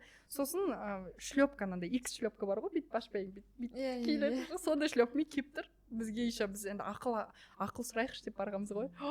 Ана жерде енді Қазақстаннан келдік, біз айтады встречать по одежке деп шандайша. Біз де сөйтіп встреча, мына кісі не айтады бізге депші. Бірақ ана кісінің енді состояниесін айта алмаймын. Біріншіден материалдық состояние өте бай адам, мұсылман кісі. Білімі деген мынандай ғой. Ана кісі бізге білімін бөліп жатыр. Біздің миымызға сыймай тұр, біздің шектеулі миымызға уже сыймай жатыр да ананың білімші. И сол кезде түсіндік қой, сонша өліп қаппыз ғой. Бренд деп шандайшы. И адам, біз оказывается білесіз, брендті не үшін көбінде алады екенбіз. Өзіміздің неміз, бұл менің ғана ойым, опять же айтпаймын, ешкімге айтпаймын, сен сондайсың депші. Біздің ішіміздегі бір нені жабу үшін гештальды, мен бренд алдым деген сияқты. И сосын басқа адамдар, мен деген Prada алдым деген сияқты, сондай солай көрсетіп адамыз ғой. Ал басқа адамдар тоже айтсын деген сияқты. Көрсін. По-любому айтады ғой бізде, байқайсыз ба? Мынау Cartier'дан ба, мынау Prada'дан ба деген сияқты. Ал ол жақта мүлдем адамның сыртына қарамайды. И сыртына қарамаған сайын, ешкім сенің брендін адымына мән бермеген сайын, сен өзіңмен өзің өмір сүріп кетеді екенсің, ештеңе қызықпай. И сөйтіп сосын маған мынандай үлкен осознанность келді. Егер мен ол жаңағы алған брендтарымды жақсылап тұрып кимесем, ана шкафтың төбесіне қойып, бір белгілі бір случайға ғана деп емес, шынымен де күнделікті қай жаққа шықсам да кимесем, тогда маған керек емес дедім да. Вот солай тоже біз кәдімгідей жаңағындай қарапайымдылық, скромность деген нәрсеге өтіп жатырық дейсіз. Иә, өйткені түсіндік, байлық деген ол бренд емес. Байлық деген сен көбірек адамдарға қаншалықты көмектесе алдың сол байлығымен. Міне нағыз байлық деген сол. мысалы үшін ол кісілер өте үлкен қайырымдылықтар жасайды да, ол кісілер сонысымен Аллах тағала олардың дәрежесін көтеріп қойған. Олар өте үлкен қызмет етіп жатыр да, андай қаншама адамдарға көмектесіп жатыр, байлықты олар сонымен санайды. Ками, мысалы сіз былай айтайықшы, енді өткенде бір оқырман жазып жіберіпті да, исламға кірген деген не, ол бәріміз мұсылман емеспіз ба толығанда дейді да. Иә, біз бәріміз альхамдулилля мұсылманбыз, бірақ тереңірек зерттеп, оны сен өміріңе амалмен кіргізіп деген дүние ғой бұл жерде. Сіздің жалпы өмір сүру стиліңіз, образыңыз басқаша еді ғой. Бұл нәрсеге келуге не түрткі болды? Исламға келуге. Иә. Толық. Жалпы ең бірінші исламға келуге. Ешкім біз Ками орамал тағып кетеді. Ками осылай Ойламаңыздар, әңгіме айтады деп ойлаған жоқпыз ғой. Мен бір күні көрсем аузым ашылмай түсіп қалған ғой. Я бір рет есіңізде ма, біз кездесіп отырған кезде сіз айтыңыз ғой, Ками, сіз осындай ақпараттар білесіз ба деп, сондай шок. Қалай өзгеріп кеткен жарты. Психология, мотивация деп жүрген Ками вообще басқа жаққа өзгеріп кетті ма? Шынында айтайыншы, Аллах тағала мейіріммен алып келді. Менде ондай ешқандай бір случай болған жоқ, бір ауырып қалған, бір жағдай болып қалған. Андай көбінде бір басымыз бір жаққа тығырыққа тіреліп ұрылып жатқан кезде көбінде Аллахты іздейміз ғой. Қазір де солай ғой. Баламыз ауырып қалса дұғамыз көбірек болады деген сияқты, жақынымыз бірден болып қалса деген сияқты. Мейіріммен келдік біз. Мағжан екеуміз сол бір кездері сол Мағжан сондай ақпараттар алып жүрді. Пайғамбарымыз сол біз өте жақсы ортамен таныстық, өте жақсы бір достарымыз бар. Сол кісілер бізге жай көркем түрде Аллах тағаланы танытты. Жай намаз оқы, орамал тақ, оңбаған харам деп емес. Сен деген кейін тозақта жанасың деп емес. Жай жанымызда жақсы адам болды. Андай ғой, Мағжан маған айтатын ғой. Шайым бітқаса шай қылып беріп береді дейді. Аяқ киім қисықтыр қалса жөнделіп беріп береді дейді. Сол кісі үй түсінбейміз, біз ойлаймыз ғой, бұл бізден рекламалайын деп жүр деп, сол біздің ойымыз, ана біз ойлап тұрып мына бізді пайдаланайын деп жүр деп. Ол просто Аллах разы болсын бізге жақсы адам болып жүр да. Енді ішінде дұғасы бар ғой, бұл кісілер де Аллахты танысыншы деген. Өйткені біз білеміз, бәріміз мұсылманбыз деп айта береміз ғой, андайша, бірақ мүлдем пайғамбарымыздың кім екенін, жалпы парызы не үшін керек екенін дымын білмейміз ғой ол кезде. И сөйтіп жүріп жаңағындай ол кісі бізбен жақсы дос болды, жақсы мұсылман деген кім екенін күшті үйретті ол кісіге, іс-әрекетпен тек қана. Сөйтіп бір күні ол кісі бізге жаңағындай сыйлады, пайғамбарымыз саллаллаху алейхи вассалам өмірбаян сыйлады, адамзаттың асыл тәжін. Бір кезде Мағжан оқып бастады ол кітапты. Мен бірінші рет Мағжан жылаған көрдім, шынымды айтайын. Бір 3 жыл ол кезде бірге тұрған шығармыз, иә. Еңкілеп ана кітапты оқып жылап жатыр, мен түсінбеймін не жылап жатыр. Мен айтамын, айтшы, бөлші, ол маған бөліседі. Менің де шабытым ашылып жатыр ана жерде. И пайғамбарымыз саллаллаху алейхи кітабын оқып бітті, сол жылады еңіреп тұрып Мағжан. Мен ана жерде оны жаңағындай шокпын. Қалай деген жүрек ашылып кетті Мағжанның. Бір күні маған жай келеді да, Мағжан айтады, жаным дейді, Меккеге барып қайтайықшы дейді.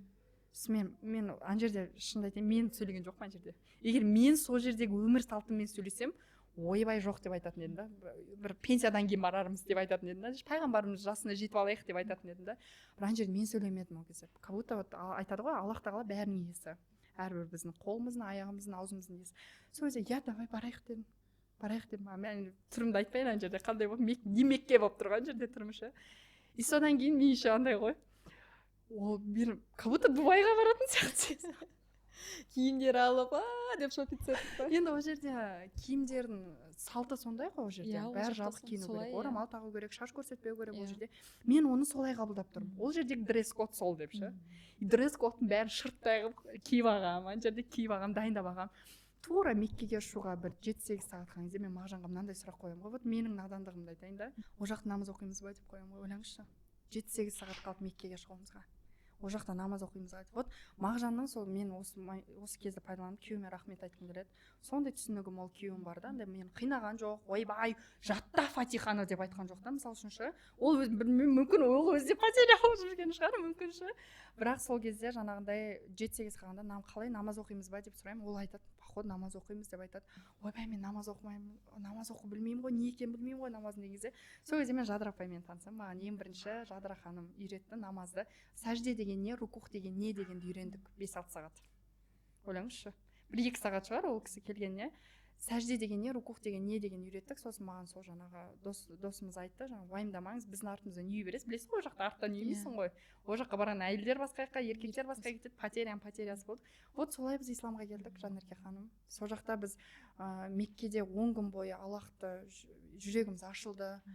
ғашық болдық, исламға ғашық болдық, достарымызға көп рахмет айтамыз. Өйткені нағыз мұсылман пайғамбарымыз саллаллаху алейхи вассалам айтып кеткен мұсылмандардың іс-әрекетін жасады бізге. Яғни бізге қинаған жоқ, бізге жанымызда жақсы адам өз болады. қалауларыңызбен Өз қалауларымызбен 10 күннен кейін маған Мағжан самолетта кетіп бара жатқан кезде айтты, жаным, может 5 уақыт намаз енді оқып жатырмыз, ары қарай жалғастырып кетейік та деді.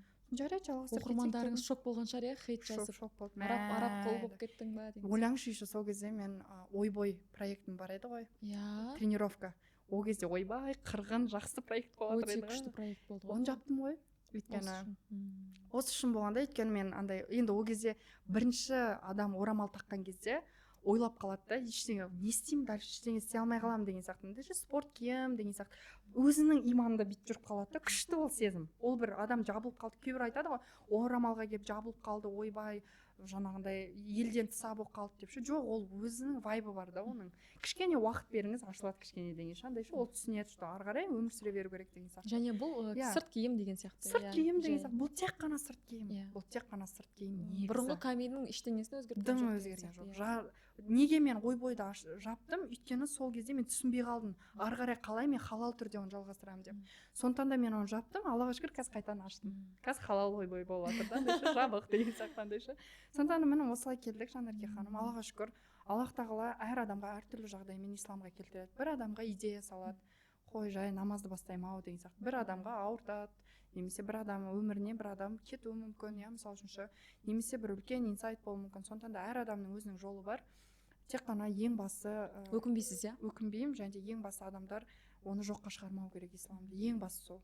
Ең бастысы тіл тигізбеу керек та. Өйткені айтады ғой, Аллахқа қарсы соғыс ашу деген ойбай. Осы исламға тіл тигізу демекші, жақында ғана орамалды келіншектің мешітте имамның оған бір реттік жаңағыдай некемізді қиып төсек қаттасына шақыруы қатты хит болып кетті. Осы тұрғыда қазір көптеген имамдар осы жағдайды баяндаған қызға қарсы шығып жатыр. Осы бір инициативаны, осы бір ұсынысты айтқан кісіге емес, ер адамдар ер адамды қолдап жатыр деген сияқты ғой. Асылында біздің дініміз ондай нәрсеге шақырмайды ғой. Осы тұрғыда ойыңыз қандай? Мен шынымды айтайын, бұл жағдайды көрдім бір-екі рет. Сосын ары қарай байыбына жете алған жоқпын, өйткені байып жоқ ол жерде вообще. Қалай жағдай болған. Бірақ айтатыным, бұл жағдайдың барлығы болып жатқаны Аллах тағала ол қызға сабыр берсін, жүрегіне тыныштық берсін, өйткені ол қорқынышты ғой. Шынымды айтсам, мен де қорқып қалдым. Мен ойлап жүрмін ғой, 3 балам бар, әйелмін, маған ешкім тиіспейді деген сияқты андай ше. Бірақ ондай да адамдар бар екен, және де мешітте де ондай адамдар болады екен деген сияқты. Мен ойлаймын, бұл жағдайдың барлығы білімсіздіктен болып жатыр. Білімсіздіктен. Аллахты шынымен де жүрекпен таныған адам, Аллах жайлы, Аллахты тану деген тек қана білім арқылы ғой, Жанерке ханым, өзіңіз білесіз ғой. Ол намаз деген көрсеткіш емес, өтініш намаз оқиды деген адамға ешқашан баға бермеңіздерші. Ой, ол намаз оқиды, жақсы адам, ой, ол орамалда жақсы кісі деген сияқты, ол көрсеткіш емес. Немесе сақалы бар деген сияқты. Иә, сақалы бар, ол көрсеткіш емес. Сондықтан да бұндай жағдайлардың бәрі ол білімсіздіктен болып жатыр да, білімсіздіктен болып жатыр. Жаңағы ол кісінің білімі жоқ. Аллахтан қорықпайтын адам болып тұр ғой. Бір сөзбен айтқанда, мен ана жерде өзім қорқып кеттім, ана кісі үшін, ана кісінің жағдайы қалай болмақ деген сияқты. Және енді ол қыздың осылай айтып жатқаны ол өте орынды деп ойлаймын. Өйткені басқа адамдарға ол сабақ болады. Яғни кішкене білім алу керек. Яғни олай мүлдем ислам ондай емес. Ислам ондай емес. Исламда ондай уақытша неке деген жоқ. Исламда не то что бір қызбен сөйлесу тіке.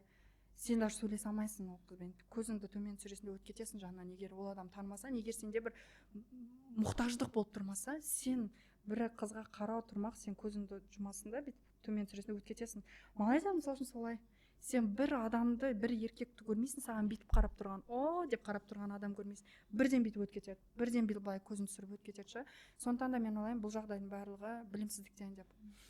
Ол жаңағы сол кісінің білімі жоқ болғандықтан. Ал осы жағдайға түсіп қалған жаңағыдай білмеймін, қарындасым ба, жаңағыдай қызға айтарым, Аллах тағала жүрегіңізге тыныштық берсін, Аллах тағала осы жағдайдың барлығын жеңілдетсін, бұндай жағдайдан сақтасын деп тілеймін. Және де қатты тағы бір жүрегім ауыртатын жағдай айтайын ба? Осы жағдайды тағы да айтып отырмын ғой, бір хайп болып қалса бітті, бәрі кетеді ғой. Бір жүрегім ауыратыны, как будто ислам осындай сияқты болып қалды. Қатты жүрегім ауырады. Мысалы үшін даже мен ол кісінің несінен көріп қалдым, рилсынан көріп қалдым. Мен білмеймін ол айту дұрыс па дұрыс емес па.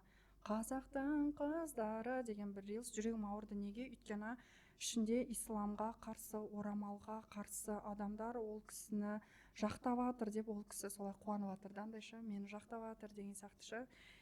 Жақтайтын бір алла ғой негізі, бір алла, бірақ именно сол видеоның ішінде өте көп исламға, орамалға қарсы өзінің пікірін айтатын адамдар көп та. Вот солай біз кашаға кіріп кетіп жатырмыз да.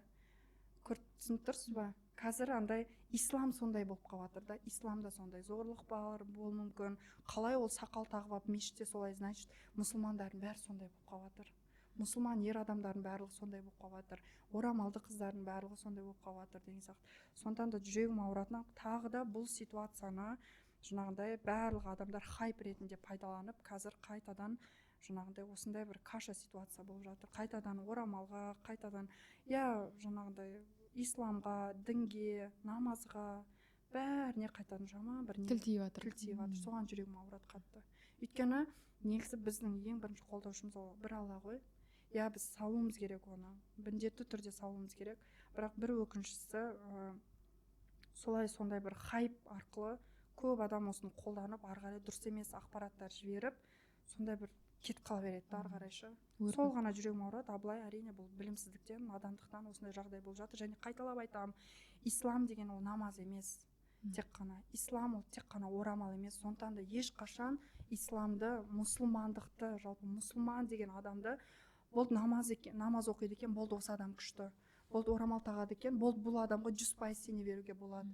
Бұл деген мұсылман ғой деп ешқашан исламды адаммен салыстырмаңыздар. Ислам идеальный да, бірақ адам не идеальный. Никогда үлкен өтініш болып жатқан жағдайлармен жалпы исламды бір-бірімен салыстырмаңыздар, баға бермеңіздер. Көп адам осы үшінде қой пока намазды бастамай тұра тұрайын. Қорқынышты екен ғой, дұрыстап зерттеп алайын дейді да.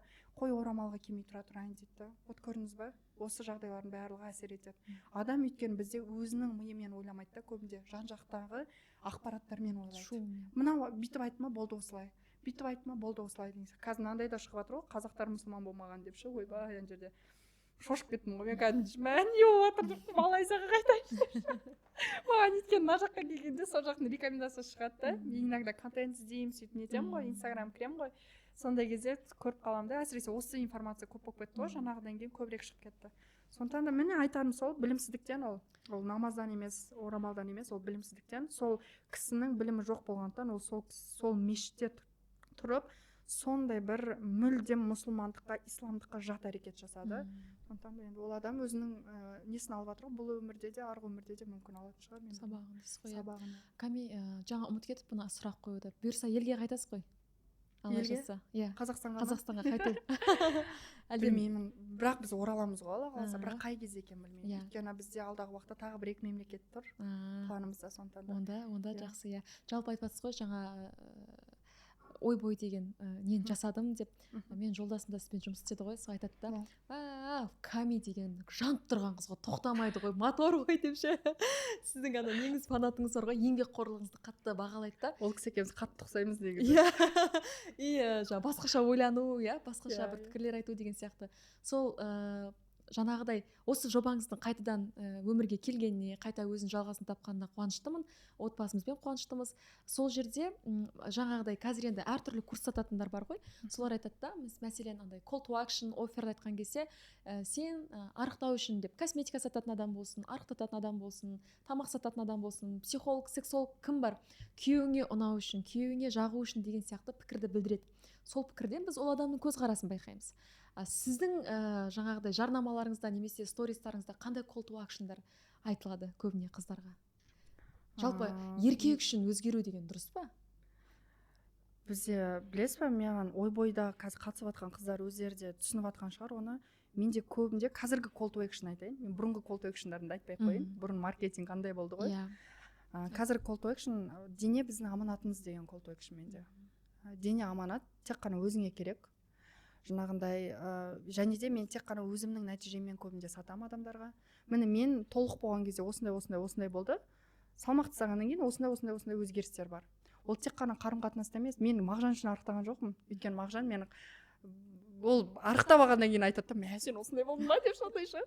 Ол Мағжан қандай болсам да жақсы көреді да. Бірақ әйел адам ой қандай болса да жақсы көреді деп тастап кете жіберу керек емес өз өзіңді. Өйткені біздің әдемі болу миссиямыздың ең бірінші целенаправленный целі ол өзіміздің күйеуіміз. Біз бірінші күйеуіміздің алдында әдем болуға тырысуымыз керек.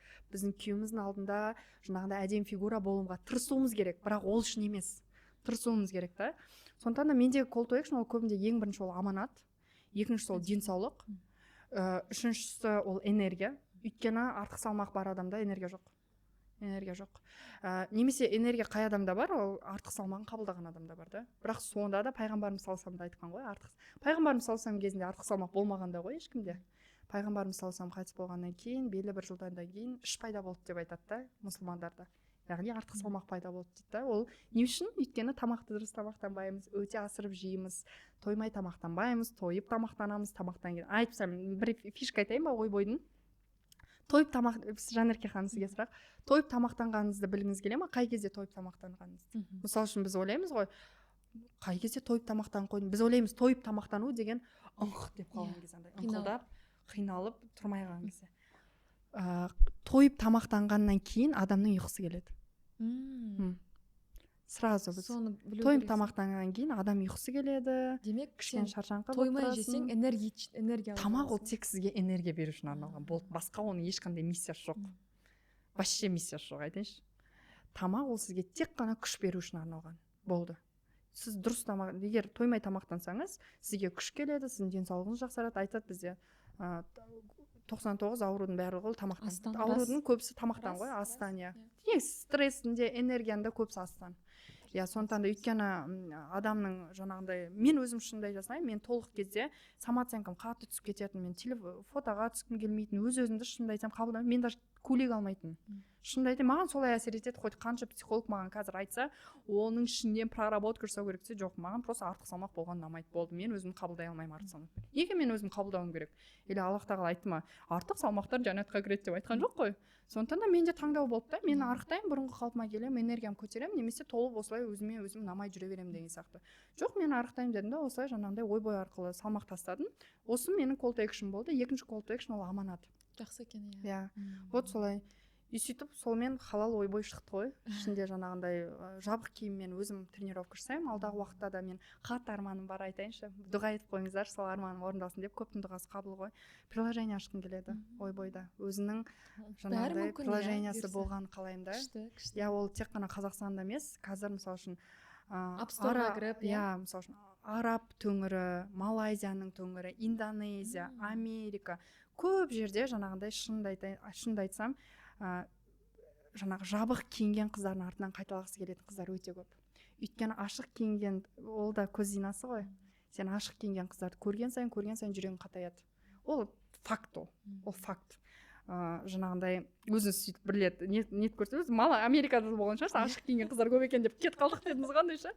Бірден жүрекке әсер етеді ол. Бірден жүрекке әсер етеді. Сондықтан да сондай приложение ашқым келеді, Алла қаласа 3 тілде бастапқы уақытта жаңағындай сондай бір жаңағындай не болатындай. Масштабный уже арман, иә, масштабный шықса масштаб шығасын. Әдемі, иә, миыңдағы шектеу кетіп қалады. Қуаныштымын, Құдай қаласа арманыңызға жеттіңіз. Кәме, жалпы жаңа ер мен әйел деп жатырмыз ғой, иә. Жолдасыңыз екеуіңіздің де жаңағыдай бір-біріңізге деген бір толқында жүргендеріңізді айтып жатырсыздар. Әлеуметтік желіге саласыздар, өте әдемі. Жалпы бірақ ол күшті негізі ше, өміріңді көрсеткен. Екінші тұсында сізбен талқылағым келеді. Соңғы уақытта бізде Қазақстан ажырасу бойынша қазір екінші орында тұр. Өкінішке орай әлем бойынша. Ол бір нәрсе, енді сізде де 7-8 жылдық тәжірибе бар ғой, отбасында менде де бар деген сияқты. Былай қарап тұрсаң, қазіргі таңда ажырасу деген ол тіпті медиаға да қатты жұғып кетті. Қазір жұлдыздар да, блогерлар да өкінішке орай абыройлары өте бір айрандай төгіліп, арты жақсы болмай айырылысып кетіп жатқандар бар. Бірақ ол отбасылар кезінде әлеуметтік желінде адамдарға ақыл айтты, үлгі болды, иә, керемет көрсетті, оған сенді деген сияқты. Тіпті мысалы жақында ғана болған жағдай, Назира Зару деген қыздың экс-күйеуінен жаңағыдай таяқ жеу деген сияқты. Былай қарап тұрсаң, керемет өмірді көрсетті да. Біз енді сіз де медиада жүрсіз ғой, Кәме. Бұл өсек емес, бір сырттай адамдарға бір үлкен бір розовый очкины алып тастайтындай бір талдау болса деген мақсатта айтып отырмын да. сіз медиада жүрсіз, сыртында да жүрсіз, бәрімізді білеміз иә, бір-бірімізді. Осы өзін керемет көрсетіп, бірақ не нәрседен біз қателік кетіп жатыр халықтың алдында жүрген адамдардан? Осы бір сұрағын түсіндіре алдым деп ойлаймын. Иә, біріншіден ол да бір контент болып жатыр ғой қазір. Иә, ажырасты, оған күмәнім жоқ, ол ажырасты, ол салды, бәрі әрбір өзінің таңдауы.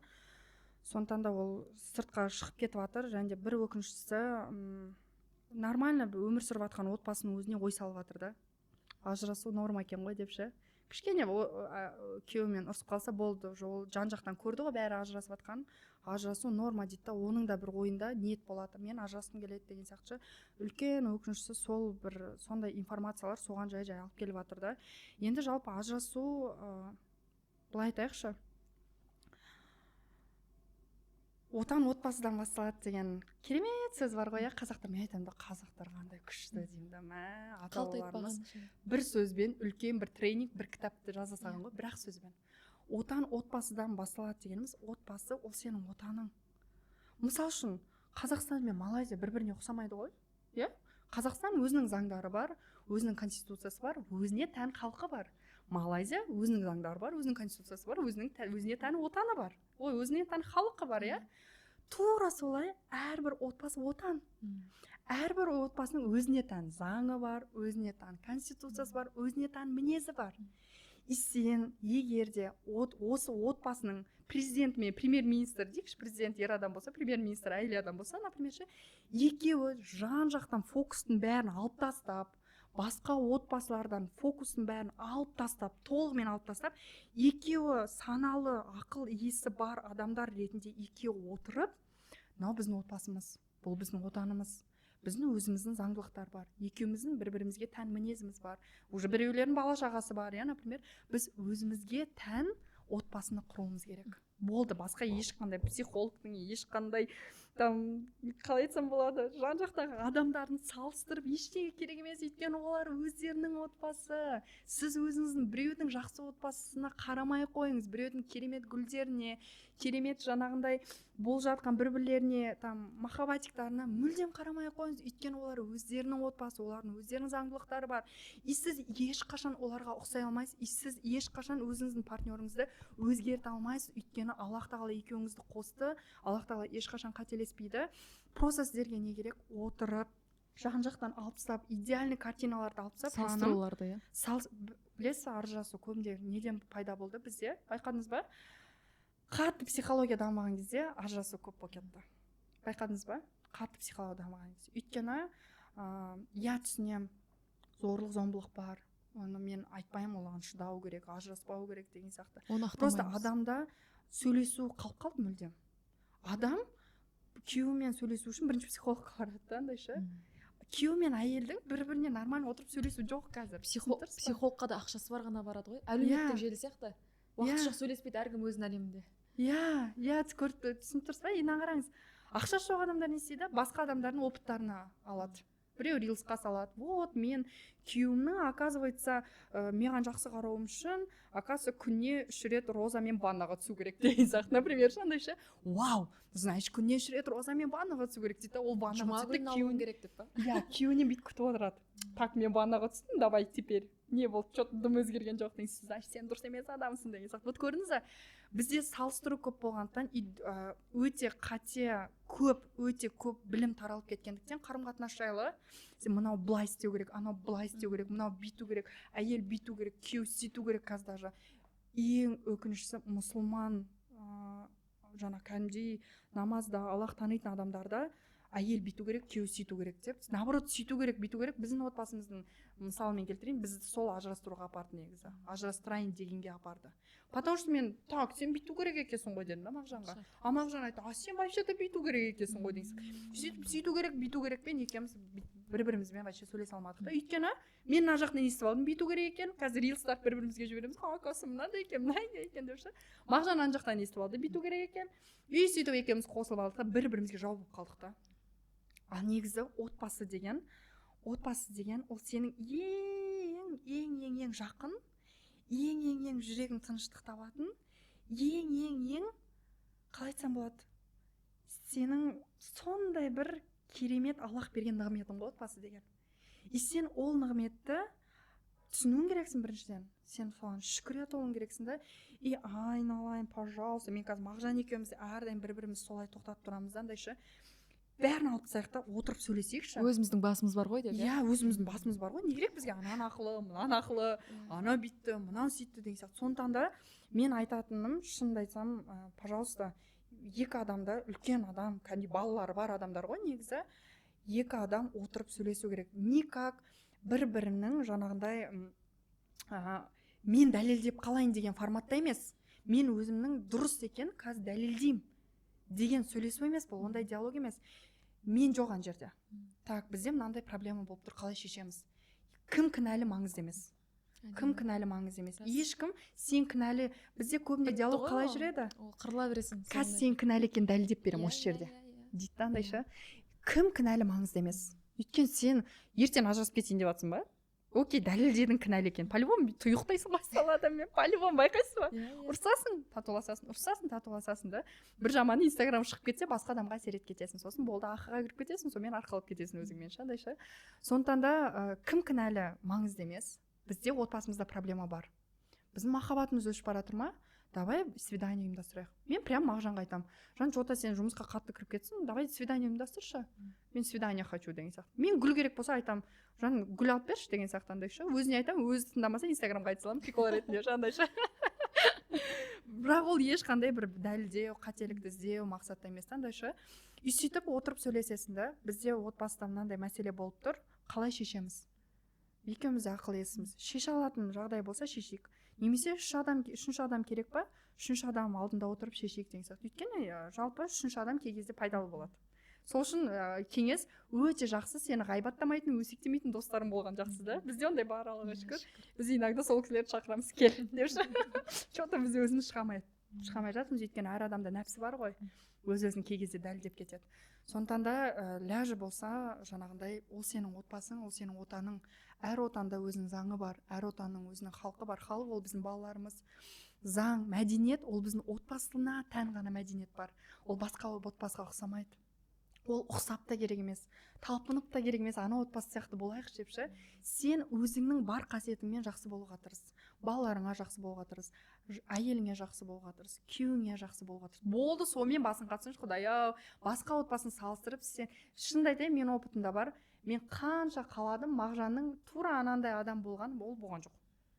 Не бізді құтқарды? Қабылдадым просто, ол бола алмайды, ол өзі индивидуальный, керемет жаратылыс Аллахтың жаратқан. И Аллах мен оған қосты, и болды, одағы ошибка жоқ ешқандай. И Мағжан да соны қабылдады, екеуміз қазір бір-бірімізге предъявлять етпейміз, керек затымызды бетімізге айтамыз, жай отырып көркем түрде, сосын жаңағы ақылдасып қоямыз бірдеме жоқ болып жатса, и сосын болды, салыстырмауға тырысамыз отбасымызды, жан-жақпен салыстырмауға тырысамыз, бірақ салыстырып кететін жағдайда да өз арамызда шешуге тырысамыз. Және де өзімізге мынандай мәселе шығарып алдық. Ұрысып қалған жағдайда да қандай жағдай болмасын Инстаграмға айтпаймыз. Өйткені Инстаграмға айтсаң, ол әсер етеді адамдарға. Үйдегілерге әсер етеді, адамдарға әсер етеді. Және де айтатыным, енді білмеймін, енді ол қаншалықты мен айтқаным қазір мимо уши кете беретін шығар былайша. Қанша сіздер ажырасып жатсаңыздар да, отбасыңызда ұрыс керіс болып жатса, ләжі болса Инстаграмға шығармауға тырысыңыздар. Өйткені сіз ойлайсыз, я мен шығарамын деген сияқты жаңағындай шығарып жатырмын, бірақ ол басқа адамдарға қатты әсер етеді. Бір рет шығарыңыз жетеді, мүмкін енді шығару керек шығар, әсіресе андай ұрып жатқан кезде зорлық зомбылық, иә, өйткені олай болмайды ғой, олай исламда да жоқ, жалпы не то что ислам, жалпы адам бір-біріне ешқандай ондай құқығы жоқ, бір-бірін соғатын, ұратын деген сияқты. Ондай мақсатта басқа адамдар осылай жасамасыншы деген мақсатта болатын шығаруға, мен білмеймін, мен бола ма болмай ма, шынымды айтайыншы, білмеймін. Бірақ ары қарай соны үгіттеп, мен ойымша ажырасуды үгіттеп керек емес деп ойлаймын. Өйткені үйіп тұрған, жап-жақсы болып тұрған отбасына бір адам соны көріп, жаңағы ойы өзгеріп кетуі мүмкін. Негізі бір түсінгенім, егер сенің ойыңа ажырасам деген бір дәне келсе, ол өсе береді. Қатты өседі. Иә, ол әйтеуір бір күні шығады, сондықтан ол нәрсені былай тамырымен жылып алып тастау өте маңызды сияқты. Ең қызығынан қараңызшы, керемет деп айтайын отырмын ғой, астағфиралла. Ең қызығы, сила притяжения деп айтады ғой. Ол да Ажырасам деген сайын сондай ниетің сондай болған сайын күйеуің саған ең жаман қылықтарын көрсетеді ғой. Андай ше минустарын теріп бастайсың ғой. Тек минус көресің. Тек минус көресің. Ал ниет қой, Аллах тағала айтады ғой, ниетіңе қарай беремін деп ше. Вот осы ғой. Ниетің ажырасу болса, болды, түбі ажырасуға апарады, болды. Ал егер де басында кішкентай ниет болды ма, бізде шынымды айтайын, енді бола ма айтуға болмай ма, бізде көп бұндай жағдай болды Мағжан екеуміздің ортамызда. Біз айта алмаймыз, алдағы уақытта да болмайды деп, өйткені бір Аллаға мәлім ше. Бірақ біз екеуміз бір-бірімізге ұстанып былайша, әсіресе Мағжан қатты ұстанды. Мен сол үшін күйеуіме тағы рахмет айтайыншы. ер адам қатты нетеді. Ер адам мықты болу керек. Ер адам мықты болу керек. Ол ұстағанда кулакпен ұстамау керек, ол зорлық-зомбылықпен емес. Сондай бір мен сенімен ажырасқым келмейді дегенмен ұстау керек. Әйтпесе әйел эмоционально. Ол деген. Ол деген ойбай. Мен айтамын, сол үшін лучше жауапкершілікті еркектер алып жүре берсін деп ше. Болу өте оңай емес иә кәдімгі. Оңай емес. Қанша жылда түйдіңіздер осы нәрсенің бәрін? Қанша жыл кетті? Жалпы біз исламға келгеннің алдында үйленгеніңіздің бәрі кіргенде тұрды. Үйленген бәрін кіргенде осы ойға келгенімізде бір 2 жыл болған шығар. жоқ, негізі үйленгендеріңізде қанша жыл болды? Бізге 6 жыл болды. 6 жылдық опыт жатыр ғой, енді ар жағында тәжірибе жатыр ғой. Иә, мүмкін иә, бірақ бізді Аллах тағала құтқарды, ислам құтқарды бізді. Өйткені біз түсіндік, біз не вправе бір-бірімізден бірдемені тілеуге. Жаңағындай ше. Өйткені Мағжанда да мынандай мен келіншек қалаймын деген болды да, и менде де мынандай мен еркек қалаймын деген сол бір екі жақтағы тарап бізді түбінде соған апарды. Қой біз екі жаққа кете салайық деп. Сосын Меккеге бардық, тәубемізге келдік, түсіндік, что бір-бірімізден біз үйтіп сұрай алмаймыз. Біз бір отбасы ғана бола аламыз, болды. Бір отбасы ғана бола аламыз, болды. Сол бір отбасы болуға екеуміз екі жақтан лайфхак мынау ғой. Бір мәселе болып қалды ма отбасыңда, ақыл ес сияқты отырасың да сөйлесесің. Сөйлескен кезде қалай сөйлесесің? Кім кінәлі екенін іздемейсің, проблеманың шешімін іздейсің, болды. Лайфхак осы. Кім кінәлі деген іздемейсің, проблеманың шешімін іздейсің. Сол кезде отбасы көбінде жаңағыдай жақсы, берік отбасы болады. Соны көрген бала да кейін жақсы болады. Бала да кейін бір-бірін кінәламайды. Әдемі. Иә, бала да кейін айтпайды, мен әкемнің кінәсі, мамамның кінәсі, маған осындай травма болды деп айтпайды. Өйткені керек болса балалармен бірге сол проблеманы шеш. Мысалы үшін біз Нұрислам, Үнжу бәріміз отырып бір проблема шешеміз ғой кәдімгідей. Кішкентай деп кейбіреулер балаларына қарамайды ғой. Ой, кішкентай бұл не түсінеді деп ше. Біз кәдімгідей айтамыз, балам, қызық жағдай болды. Осымен жеңшем мен ағам келді да. Нұрислам қатты бір жерін ұрып алды. Көбінде ондай жағдайда екі парчик бір-бірімен ұрысып кетеді. Неғып сен қарамайсың, қарап жүру керек қой, нормальный әке болмайсың ба, нормальный мама болмайсың ба, жұрттың әкесі, жұрттың мамасы болып кетеді. Сразу сол моментте Мағжан екеуміз не істедік, жаңағыдай тез ана ситуацияға қарадық, тез Нұрисламның көңілін аулап, бәрі басылды, ары қарай өзіміздің жұмысымызбен кетіп жатырмық та, и жеңшем аузы ашылып қалыпты. Бұлай да болады екен ғой деп ше. И біз солай жаңағыдай, ол бір мақтанғаным емес Жанерке ханым, өйткені енді Алла сақтасын, өзі бір сондай бірдеме айтсаң ұрысып қаласың. Сондай болады, иә. Просто сол балаларға да соны, кешіріңізші сөзімді бөлгеніме. Жоқ, әдемі. Балаларға да соны үйреттік та, отырамыз да айтамыз, міне енді осы жол құлақамас үшін не істесек болады деп. Өйткені мен емес қой оны қорғайтын.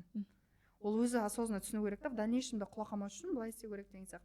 Или жаңағындай балалар кей кезде тәтті көп жеп қояды, отырып әкесі екеуміз сөйлесеміз. Кей кезде бір-біріміз кінәлап кетеміз, жаңағындай неғып сен тәтті беріп жатсың деп ше. Сосын дұрыстап отырып қайтадан сөйлесіп түсіндіреміз де, түбінде баламен түсіндіреміз, балаға сөйлесеміз, жаңағындай Нұрисламға, Үнжуге айтамыз. Бір сөзбен айтқан байқайсыз ба? Түбі сөйлесу ғой. Диалог. Екеуің бір-біріңмен сөйлесу. Егер болмай жатыр ма, үшінші адам алыңдар. Бірақ главное, ол адам өсек тасымайтын адам болу керек, ғайбат тасымайтын адам болу керек. Өйткені ол адам өсек ғайбат тасса, ол жерде де бір мәселе болып кетеді да. Сондықтан бір доверенный адамды үшінші адам болып сөйлессеңдер болды, басқа проблема жоқ негізі. Өйткені Аллах тағала осыны енді мұсылман емес адам оны түсінбеуі мүмкін, Аллах танымайтын адам түсінбеуі мүмкін. Аллах ешқашан қателеспейді. Әркімді өзінің жұбына қосады дейсіз ғой. Бірақ ажырасып жатсыңдар ма, оның бәрі тағдырдың бәрі Аллахтың қалауымен болып жатыр да. Ол тағдыр мәселесі ауыр мәселе, мен оған кіре алмаймын, оның білімі де жоқ. Білім бар адам өзі оған кіре алмайды деп ойлаймын тағдыр мәселесіне. Бірақ сенде дәл қазір отбасың бар ма? басты ниетіңмен дұғаңды солай істесең, я раби, менің ниетім қазір бұл адаммен ажырасып құтылу емес, менің ниетім қазір хайырлы болса осы адаммен қалу, және де ниетім жақсартуға маған күш бере көрші деген сияқты. Андайша бар болса отбасы, енді отбасы қазір ажырасып кетсе, мен ол адамдарға ештеңе айтпаймын, бәрі Аллахтың қалауымен болды. Ең басты өтініш үгіттемеңіздер ажырасу үшін. Андайша ой да кетеді ғой, ажырасқаннан кейін мен өмірім былай өзгерді, ол кей кезде мен де өзім сөйтіп ойланып қаламын, мына лафа ғой деп ше, өмір енді басталыпты ғой деп ше. Негізі бұл дүние өмір емес қой негізі. Бұл дүние бес қас қағым сәтте. Айтады әулиелер, әулиелер дейді да, бұл дүниеде өмір сүріп жатқан кезде қиналады дейді да, қашан мен Раббыммен кездесуге барады екенмін деп ше. Сол кезде мен ойландым да, не үшін десем, біз иногда осы дүниеге қатты байланып қаламыз ғой. Осы дүниеде бәрін істеп алғымыз келіп тұрады да. А негізі бұл дүние қас қағым сәтте кетіп қалады қазір. Сен қай кезде қайтыс болатыныңды білмейсің ғой. Сондықтан да барыңды бағалау керек та. Максимально Аллах разы болатын істерді істеу керек та. Сонымен жаңағындай бағалау керек қой, шүкір ете білу керек, тәубе ете білу керек, сонымен өмір сүру керек деп ойлаймын. Андай бір әдемі, бір ыстық табаға май жаққандай подкаст болып отыр ше, бір әдемі, жеңіл, бір кітап оқып жатқандай әсердемін. Сіздерге де солай әсер етіп жатса, құрметті көрермендер, комментарийға инсайт жазып отырсаңыздар болады. Және мен бір риза болып отырғаным, Кәмия ханымға шынайылық, шынайылық, ондай нәрсе, андай бір аспаннан алып жатқан жоқсыз да, әр өткен өміріңіздің тәжірибесінен, көргеніңізден, білгеніңізден сол нәрсеге мен риза болып отырмын. Көп рахмет андай ашық, шынайы сұхбатқа. Өзім де сөйтіп шынайы болуға тырысамын ше, негізі максимально. Өйткені білінеді, жан жағымыздан, көршімізден, өзімізден деген сияқты. Құдайды алдай алмайсың деген сияқты. Жалпы жаңа ақыры әйел мен күйеу деген тақырып кетті ғой. Мына нәрсені айтып кете салайықшы. Күйеуге тимей жатып, не нәрсені басын ашып алу керек қыздарға? Білесіз ба? Исламда мынандай зат бар екен, мен оны білмедім. Тұрмысқа мен білмей қаптым деп ше. Исламда міндетті түрде алдында қыз бен ер адам мен әйел адам, қыз бен жігіт отырып өзінің бүкіл условиясын айтады екен. Ойлаңызшы. Брачный договор дегенге бізге ойбай қой құрсын дейді ғой ше. Негізі брачный договор деген, мен ойлаймын, даже исламнан шыққан ба деп ше. Дұрыс брачный договор қалай болады? Сен басынан бастап ескертесің. Мен мінезім мынандай, мен мынандай қалаймын, мынандай күйеуім болған қалаймын. Бүкіл сен арманыңды сол жаңағы жігітке айтасың. Мен ата-енемен тұрғым келмей ма? Ата-енемен тұрғым келмейді. Неге тұрғым келмейді? Өйткені мен жаңағыдай өзімді ыңғайсыз сезінемін. Кейбір қыздар болады, ата-енемен тұрғысы келеді. Өте керемет. Мен ата-енемен тұрғым келеді, мен қызмет еткім келеді, мен мама, мен сондай бір общество, сондықтан да ондай қыздар да ол айтуы мүмкін, мен ата-енемен тұрғым келеді деген сияқты. Мен ата-енемен тұрғым келеді, немесе тұрғым келмейді, мен кейін кәсіппен айналысқым келеді. Көп қыздар содан да қиналып жатады да. Күйеуі тұрмысқа шыққаннан кейін болды, жұмыс істемейсің дейді да. Ол оның алдында шариғи түрде кәдімгідей шынымен де алдында кәдімгідей айтып алуға болады екен. Ойлаңызшы, мен мынандай қалаймын, мынандай ер адам болған қалаймын. Ол бір эгоизм емес. Ол бір жаңағыдай не емес, жаңағыдай қалай айтсам болады, бір менмендік емес. Ол бір осознанный жауапкершілікпен отбасылық қадам басудың бірінші қадамы сол. Сен масканы шешесіңді, сен масканы шешесіңді айтасың, жаным, мен былай қараймын, мен жұмыс жасағым келеді, мен кейін дамығым келеді, мен жаңағыдай тіл үйренгім келеді, мен шетелде тұрғым келеді, мен дамығым келеді, сен бір орында тұрғаныңды қаламаймын. Мен сенің кәсіпкер болғанды қалаймын деген сияқтандай ше. Маған мынандай күйеуім керек. Жаңағыдай мен ата-анамен тұрғым келеді, немесе тұрғым келмейді деген сияқты. Мен жаңағыдай балалы болған кезде жаңағыдай кішкене асыққанын или асықпаған қалаймын деген сияқты. Осылай бүкіл не қалайсың, не сенің көкейіңде тұр, идеальный күйеуіңнің картинасын күйеуің болмай тұрып айтуың керексің да. И тура солай күйеуі әйелінің идеальный картинасын айтады. Мен былай қараған қалаймын, мен былай істеген қалаймын деген сияқтандай ше. Бір мынандай қазір бір тренд видеоны көріп қалған едім. Бір кісі айтады да, біз әрдайым ұрысып қала береміз әйелімізбен дейді да.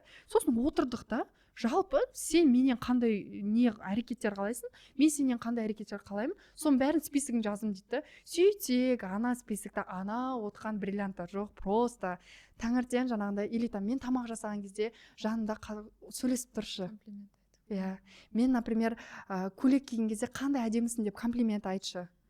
или там күйеуі айтады мен аяқ киімімді просто жаңағындай или там киімімді орнына қойшы деген элементарный, который просто тық деп жасай салатын негізі зат. қарым қатынас сондай бүкіл- элементарный майда шүйдеден тұрады. Иә, вот почему он жағдайын болады, өйткені басында ол айтылмады. Жарайды, айтылғанның өзінде өзгеру мүмкін барлығы. Бірақ өзгерсе де ана екі адам біліп тұрады да, что басында бір-бірімізге айтып алдық. Уәденің күші мықты, Жанерке ханым. Уже бір-біріне уәде берілгеннен кейін, бір-біріне ақылдасылғаннан кейін, Аллах тағала Құранда да айтады ғой, міндетті түрде договор болу керек. Бүкіл кәсіпкерлердің ортасында да договор болу керек, қарыз берілген кезде де договор болу керек, куәгерлермен болу керек. Неге бізде үйленген кезде куәгер бар жанымызда? Ол бекерден бекер емес қой, мысалы үшін. Сондықтан да жалпы мен тұрмысқа шығайын деп жатқан қыздарға, мен өзім ол опыттан өткен жоқпын, өйткені білген жоқпын. Тұрмысқа шығайын деп жатқан қыздарға айтарым, бүкіл сіздің ана конфетный, букетный, фиолетовый очкиларыңыздың бәрін күйеуіңізге, болашақ күйеуіңізге айтып алыңыз. Сосын ол күйеуіңіз сізге айтсын, сол кезде уже ашылады.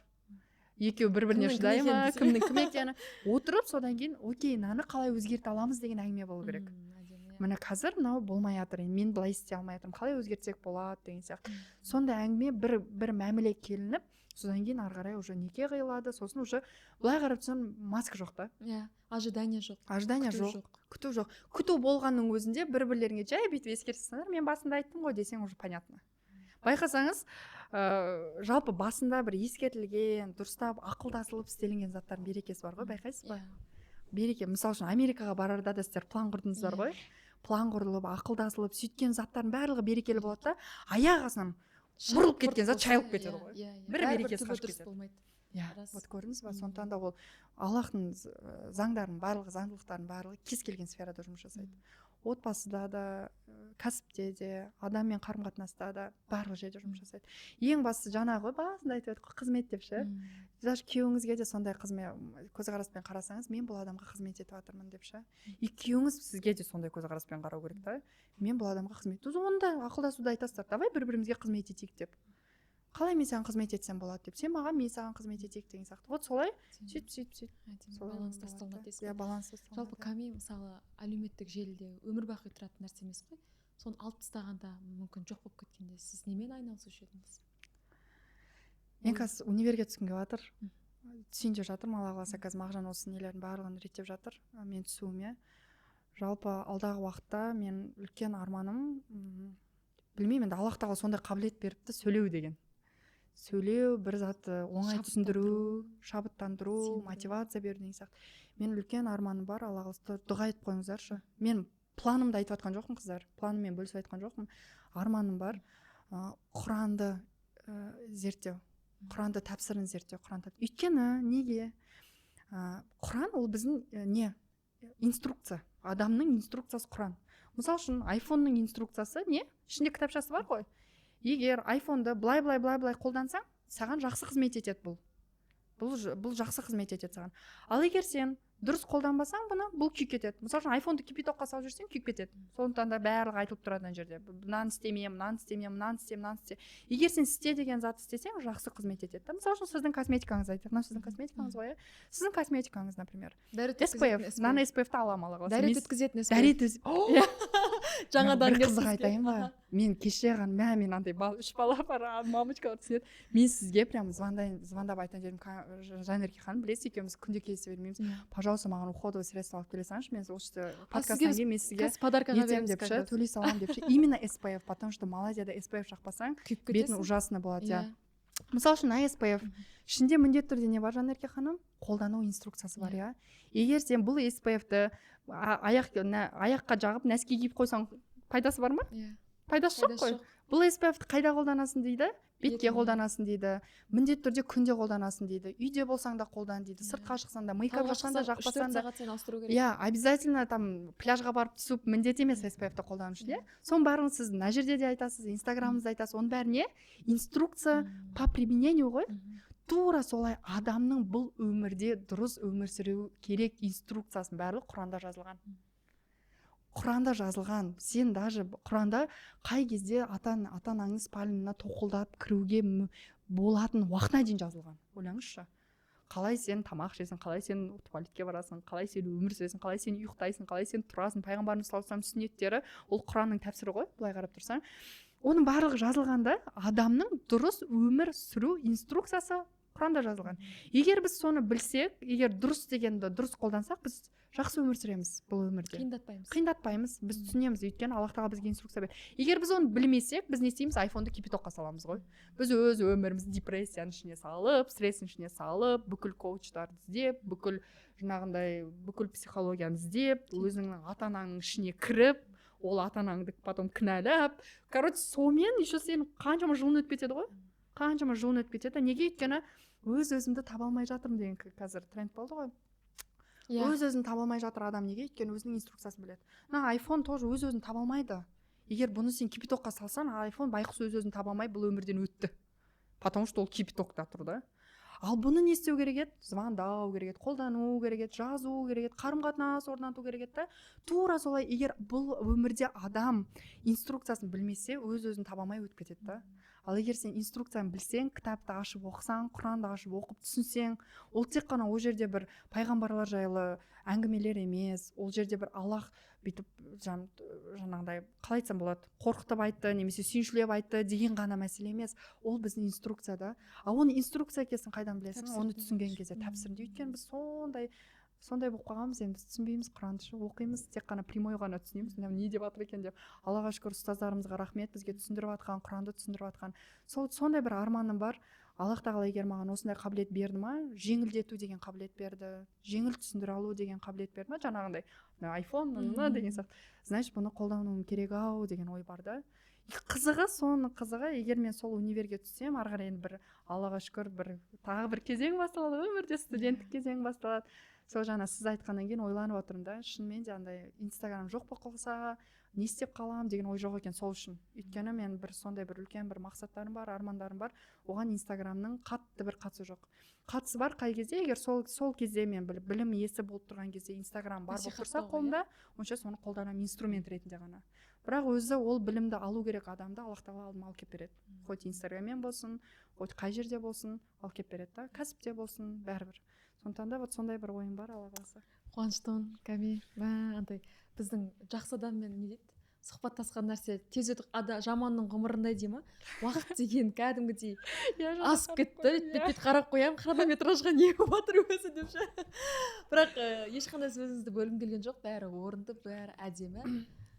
Өзіме де түртіп алып отырған, деп былай кетіп баратыр екенмін ғой деген сияқты, қаңғырып баратыр екенмін ғой деген сияқты кезеңдердің бәрімен артефакт айтқым келді, бірақ бәрі өзінше орын сияқты, әркім өзінің фильтрімен алады. Сізге көп рахмет. Жалпы бет күтіміңізді қалай күтесіз? Менде бет күтім осы 2 жыл болды. Мен қатты қиналып жүрмін бет күтімінен. Влажный, Мен бара салысымен көтердім ғой, бетім қатты құртып алдым. Бірақ бір үлкен плюс айтайын ба? Мен бет күтімін үйрендім. Осы бетімнің бұзылуының арқасында мен кәдімгідей таңертең бет күтімімен айналысамын, кешкісін бетімді жумай жатпаймын, уход жасамай жатпаймын, крем жақпай жатпаймын. Жаңағыдай өзім тамағыма мән беремін, ішіп жегенде ответственность алдым ғой өзіме ше. Бірақ бір қызығы кетпей жатыр бетім. 2 жыл болды, мен 4-5 уход ауыстырдым. Жаңағыдай денсаулығымды тексерттім. Климаттан екен, Климаттан болуы мүмкін, климаттан болуы мүмкін. Климат әсер етеді, стресс әсер етуі мүмкін.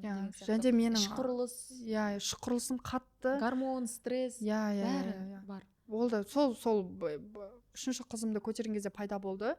Бір сәтте кетіп қалады, бір моментте қуан қалам, қайтадан шығып кетеді. Енді өзім де андай ащы жеген кезде, тәтті жеген кезде түсіндім, мен уже схемасын түсініп алдым ананшы. Енді қазір ойлайтын, уходты ойлап тұр, может тағы бір уход ауыстырып көрем ба деп. Сол ғой сізге айтайын деген, может Жанерке ханым сіз маған уход таңдап бересіз деп ше. Вообще проблема жоқ.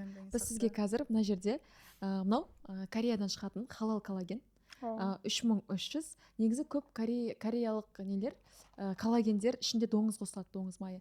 Бұл шығатын жерде біз заводында доңыз майы жоқ, ыдыстары бір емес, который таза. Осы бір халал коллагендерді сізге біз сыйға тартамыз. Мына жерде рахмет. Давай. Бірден салып берейін. Және де көп намаз оқитын қыздар, байқағаным, ой, мен өзіммен бірге умывашка гидрофилканы алып жүргім келмейді, SPF жақпаймын дейді да, и барлық жасаған күтім далаға кетеді, сондықтан Иә. сізге туюдың атынан осындай әдемі күтімді рахмет. өзіңізге аманатпен қарап жүріңіз деп Рахмет. сыйлағымыз келеді. Рахмет. Ками, бізде енді келген қонақтарымызға міндетті түрде қойылатын дәстүрлі сұрақтар бар. Мгм. Бәріне бір сұрақ қоямыз, әртүрлі жауап аламыз деген сияқты. Иә. Бізге де қызық болып тұр. Бір сөйлеммен жауап бер, Айдары. Окей. Иә, қысқа нұсқа. Таңертең ұйқыдан тұрған сәтте ең бірінші не ойлайсыз? Альхамдулилля. Мхм. Балалар тәрбиесінде не маңызды? Махаббат. Соңғы уақытта сізді не алаңдатады? Уақыт. Мхм. Өмірім қалай өтіп жатыр деген уақыт қой, иә, бір сөзбен айтқанда. Иә, солай Амалдар, десек уақыт. болады. Сізді не нәрсе шабыттандырады? Енді айтсам андай не болып кетпей ма, нормально ма? Нормально айта беріңіз. Жанат шабыттандырады. Иә, қатты жақтым. Сіздің нағыз бақыт ол? Алла разы болатын өмір сүру, өмір. Өзіңізді 3 сөзбен сипаттасаңыз?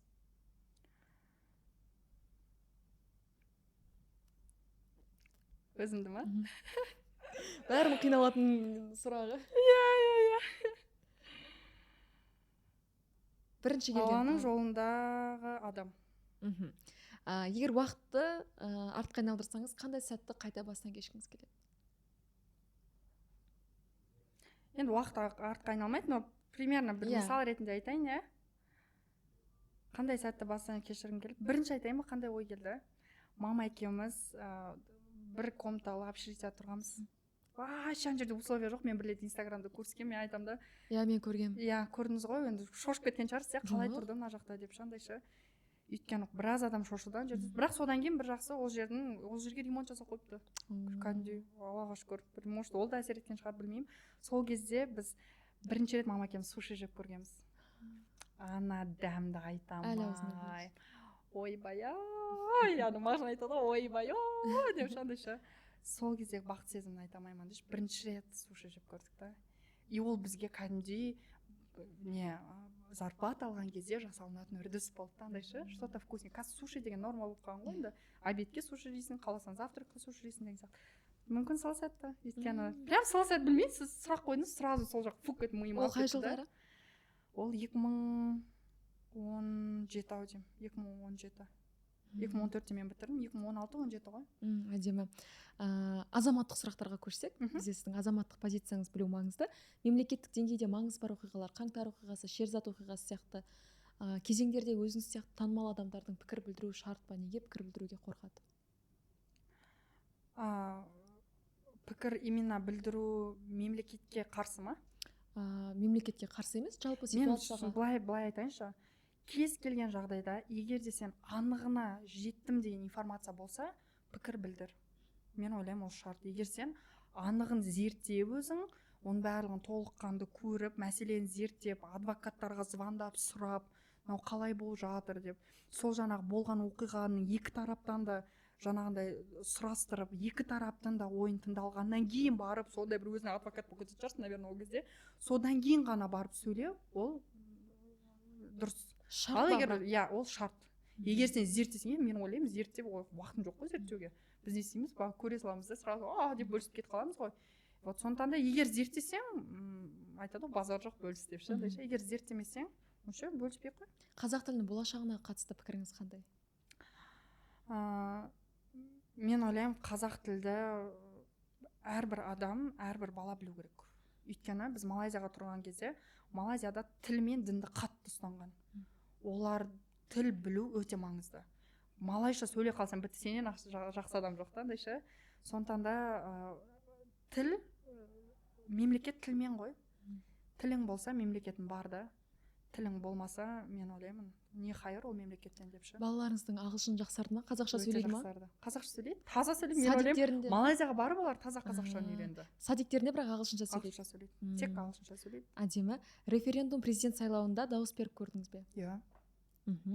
Олар әділ өтеді деп ойлайсыз ба? Білмеймін. Потому что мен оны зерттеген жоқпын, сол үшін білмеймін. Митингке шығуды дұрыс деп санайсыз ба? Шығып жүрген белсенділерді қолдайсыз ба? Дұрыс митинг болса, өзгерту мақсатында, өйткені біз халықпыз ғой, бекер халық болып отырған жоқпыз ғой. Әйтеуір біз халықтың үндеуіне қарай мемлекет өзгереді ғой негізі. Халықтың тарапынан өзімен өз мемлекет өзгермейді. Халық, мысалы үшін, қазір байқадыңыз ба? халалға сұраныс көп болған сайын халалды көбірек завод жасап жатыр сырттан. Неге? Өйткені халық сұраныс жасады. Сондықтан да мен ойлаймын, егер халық дұрыс митингқа шықса, мен былай өзгерген қалаймын. Біз дайынбыз ондай өзгеріске деп өздеріне де жауапкершілік ала алса, мысалы үшін халал деп бірақ өзі харам жеп жатса, ол дайын емес деген сөз ғой. Сондықтан да егер халық дайын болса, онша дұрыс деп ойлаймын мен митинг. Егер мемлекет соны дұрыс қабылдай алса. Күнделік жаңалық оқисыз ба?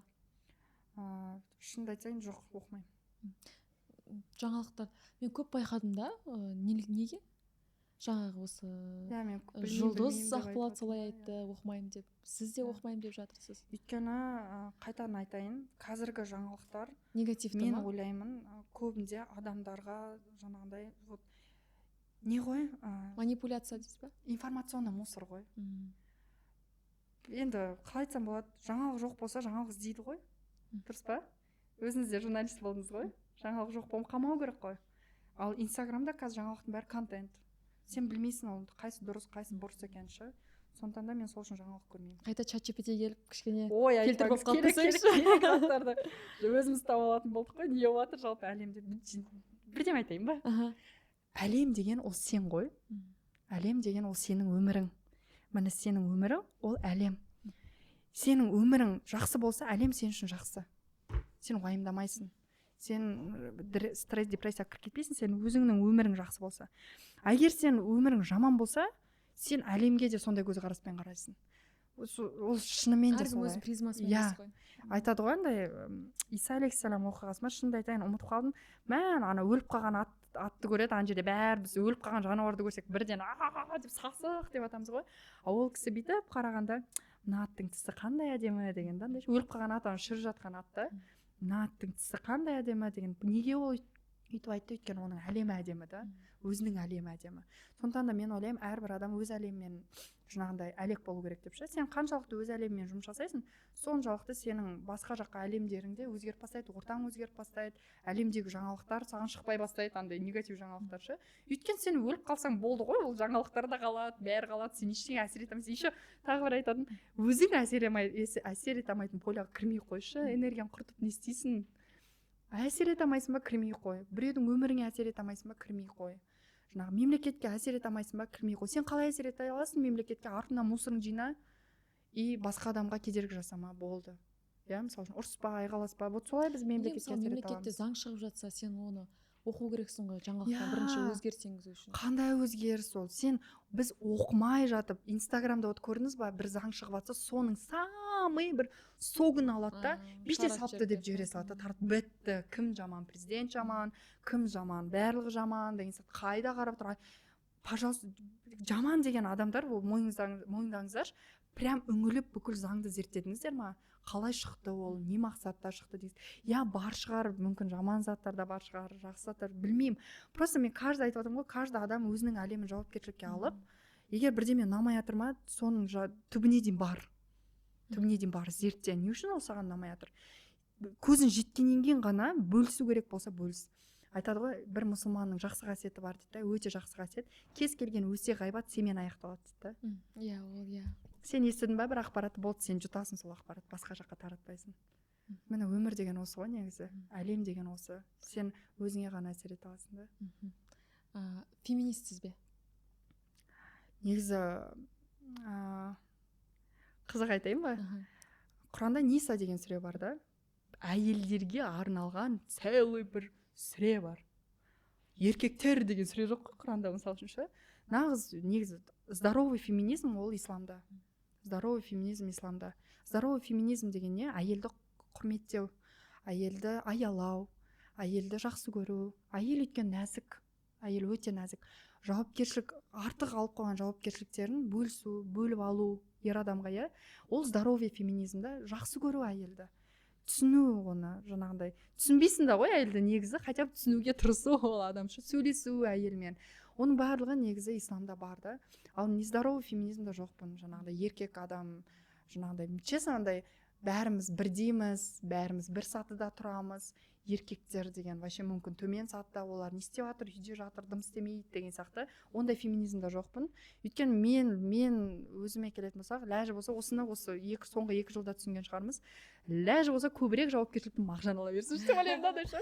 бір қызық информация, Америкада еркектердің қателеспесем деңгейі бір 6-шы орында ма 5-ші орында ма сондай дейді. Ең бірінші әйел, там бала, сосын ортада мысықтар деген сияқты, сосын барып деген сияқты ше информация бар. Білесіз ба, негізі қазақтарда да сол ғой, байқайсыз ба, байқұс еркек даже шетелге шыққан кезде байқайсыз ба соны, соңғы орында өзін қояды. Қалай оны қай кезде білеміз? Бүкіл чемоданды еркек тасиды, бүкіл жаңағындай, білмеймін енді кімнің еркегі қандай екенін андайшы, бүкіл андай қазіргі қаншама папалар бар, ауыр жұмыс жасаса да өзіне кішкентай тамағын алады да барын әйеліне, семьясына, баласына. Мен де өзім қазір көріп жүрмін ғой, ағаларымды көріп жүрмін. Отбасым үшін бәрі шынымен ғой, ана мысығы жақсы өмір сүріп жатыр да қарағанда сондайшы. Мысығы үйде шалқып қалқып сүтін ішіп жатыр, бірақ әкесі қалай жұмыс жасап жатыр, например ше. Қалай бәріне топырақ шашпаймыз. Балам үшін. Иә, бәріне топырақ шашпаймыз. Мен ана үйде жатып, диванда жатып, әйелім жұмыс жасап жатқан адамдарға айтып жатқан жоқпын. Балам үшін деп айтып жатқан адамдар бар да. Шынымен де ол адамдар жауапкершілік жағынан бірінші орын болса да, бұл өмірде істеп жатқан заттардың барлығы бірінші орынға өзінің отбасын қоятын еркектер өте көп. Негізі Қазақстанда да ондай ер азаматтар өте көп. Мен даже өзім ағаларыма да қараймын ғой. Әйтеуір өз бала шағам деп қазір әйтеуір и доставкада жұмыс жасап жатыр, и поляда да қандай поляда жұмыс жасау дегенде айта алмаймын қалай қиын екенші. Бәрі не үшін? Даже сол үйіндегі итін де асырап жатқан сол кісі да, значит ол иттен кейін тұр да, былай қарап тұрсаңшы. Сондықтан да мен ойлаймын, ер адамдарымызды иногда бағалауымыз керек. Я ол кезде, мысалы үшін менде де Мағжанмен көп жағдай болды. Мен шынымды айтайыншы, мен ешқашан өйтіп айтпағанмын, ешқандай подкастта эксклюзив деп айтайын ба. Жағдай болды, Мағжанның бизнестары жүрмей қалған, кәсіптері жүрмей қалған кездер болды, болмады емес. Сол кезде бірге шықтық та, содан баршы. Мысалы үшін Инстаграм бар, не бар, сөйтіп бірге шықтық. И Аллаға шүкір, қазір кәсібі өте жақсы жүріп жатыр, туризм өте жақсы жүріп жатыр. Қатты менде сондай бір үміт болды да, Мағжан да жүріп кетеді, өйткені олда потенциал бар депші. Я ол кей кезде қолын тастап жүретін де уақыттар болды, кей кезде шандайшы, екеуміз сол кезде де ұрысып қаламыз. Стресс қой оны. Тем более әйелің жұмыс жасайтын әйелдер бар, ер адамдарға оңай емес деп ойлаймын. Мен өйткені всегда оларда мынандай подполье тұрады да, былайша. Если что, деп шандайшы. Сондықтан да мен ойлаймын, иногда біз әйелдеріңіз де ойлаңыздар қатты, оған оңай емес. Бір айтып отырмын ғой, опять же басындағы әңгіме кетеді, қызмет қой, бір-бірлеріңізге қызмет етіп өмір сүруіміз керек та. Мысалы үшін Мағжанға мен де ойлау керек, я, например, қалай Инстаграмда жүргізіп жатыр, бала шағасында қарап жатыр, мама біздің жанымызда көмектесіп жатыр. Жаңағыдай сондай бір әйел ретінде басқа да жұмыстары бар, сондықтан да мен оған құрметпен қарауым керек, мен оны жақсы көруім керек, мен көмектесе алатын жерде көмектесуім керек деген сияқты. Тура солай мен де Мағжан жайлы ойлауым керек та. Ол деген қаншама туризммен айналысып жатыр, қаншама жұмыстар бар, үйіміз бар, күйіміз бар, барлығы жауапкершілік Мағжанда шандайшы, ондай каждый коммуналкаға дейін Мағжан қарап отырады. Мен білмеймін даже біз үйде коммуналка қанша төлейтінімізді. Сондықтан да біз солай бір-бірімізді түсінуіміз керек деп ойлаймын. Вот түсінуіміз керек. Сондықтан да дұрыс, я за здоровый феминизм, за мусульманский феминизм деп айтайыншы андай. Әдемі, рахмет Ками, сізге тек қана жолыңыз ашық болсын, деніңіз сау болсын. Екі өмірде де жұбыңызбен бірге болып, ұл қыздарыңызды сондай керемет қылып өсіріңіздер. Сіз сияқты тұлға Қазақстанға қажет. Қазақстанға қайтып ораласыз деген ойдамын. Мен елім қатты жақсы көремін. Мен де жақсы көремін. Күшті адамдар кетіп қалмаса екен деп отырамын ше. Алла жазса, бүгінгі сұхбат өте бір инсайтқа, сондай бір әдемі болды. Қатты қуаныштымын. Сіздер де байқап отырған шығарсыздар, мен де бір еркін, ерекше бүгінше расслабленно дейді ғой орысша. Отырмыз бір өзіміз отырып кеше айтты ғой, Ками, давай бір шай андай, қалай дейді, шайдың басындағыдай бір әдемі бір әңгімелесіп қайтайықшы деген сияқты сондай нәрсе болды. Және біздің подкасттың қағидасы айтылу керек нәрсе айтылды деп ойлаймын. Сіздерге ұнаса бүгінгі подкаст лүпіл басыңыздар, комментарий жазыңыздар, Ками ханымның парақшасына жазылып қойсаңыздар болады.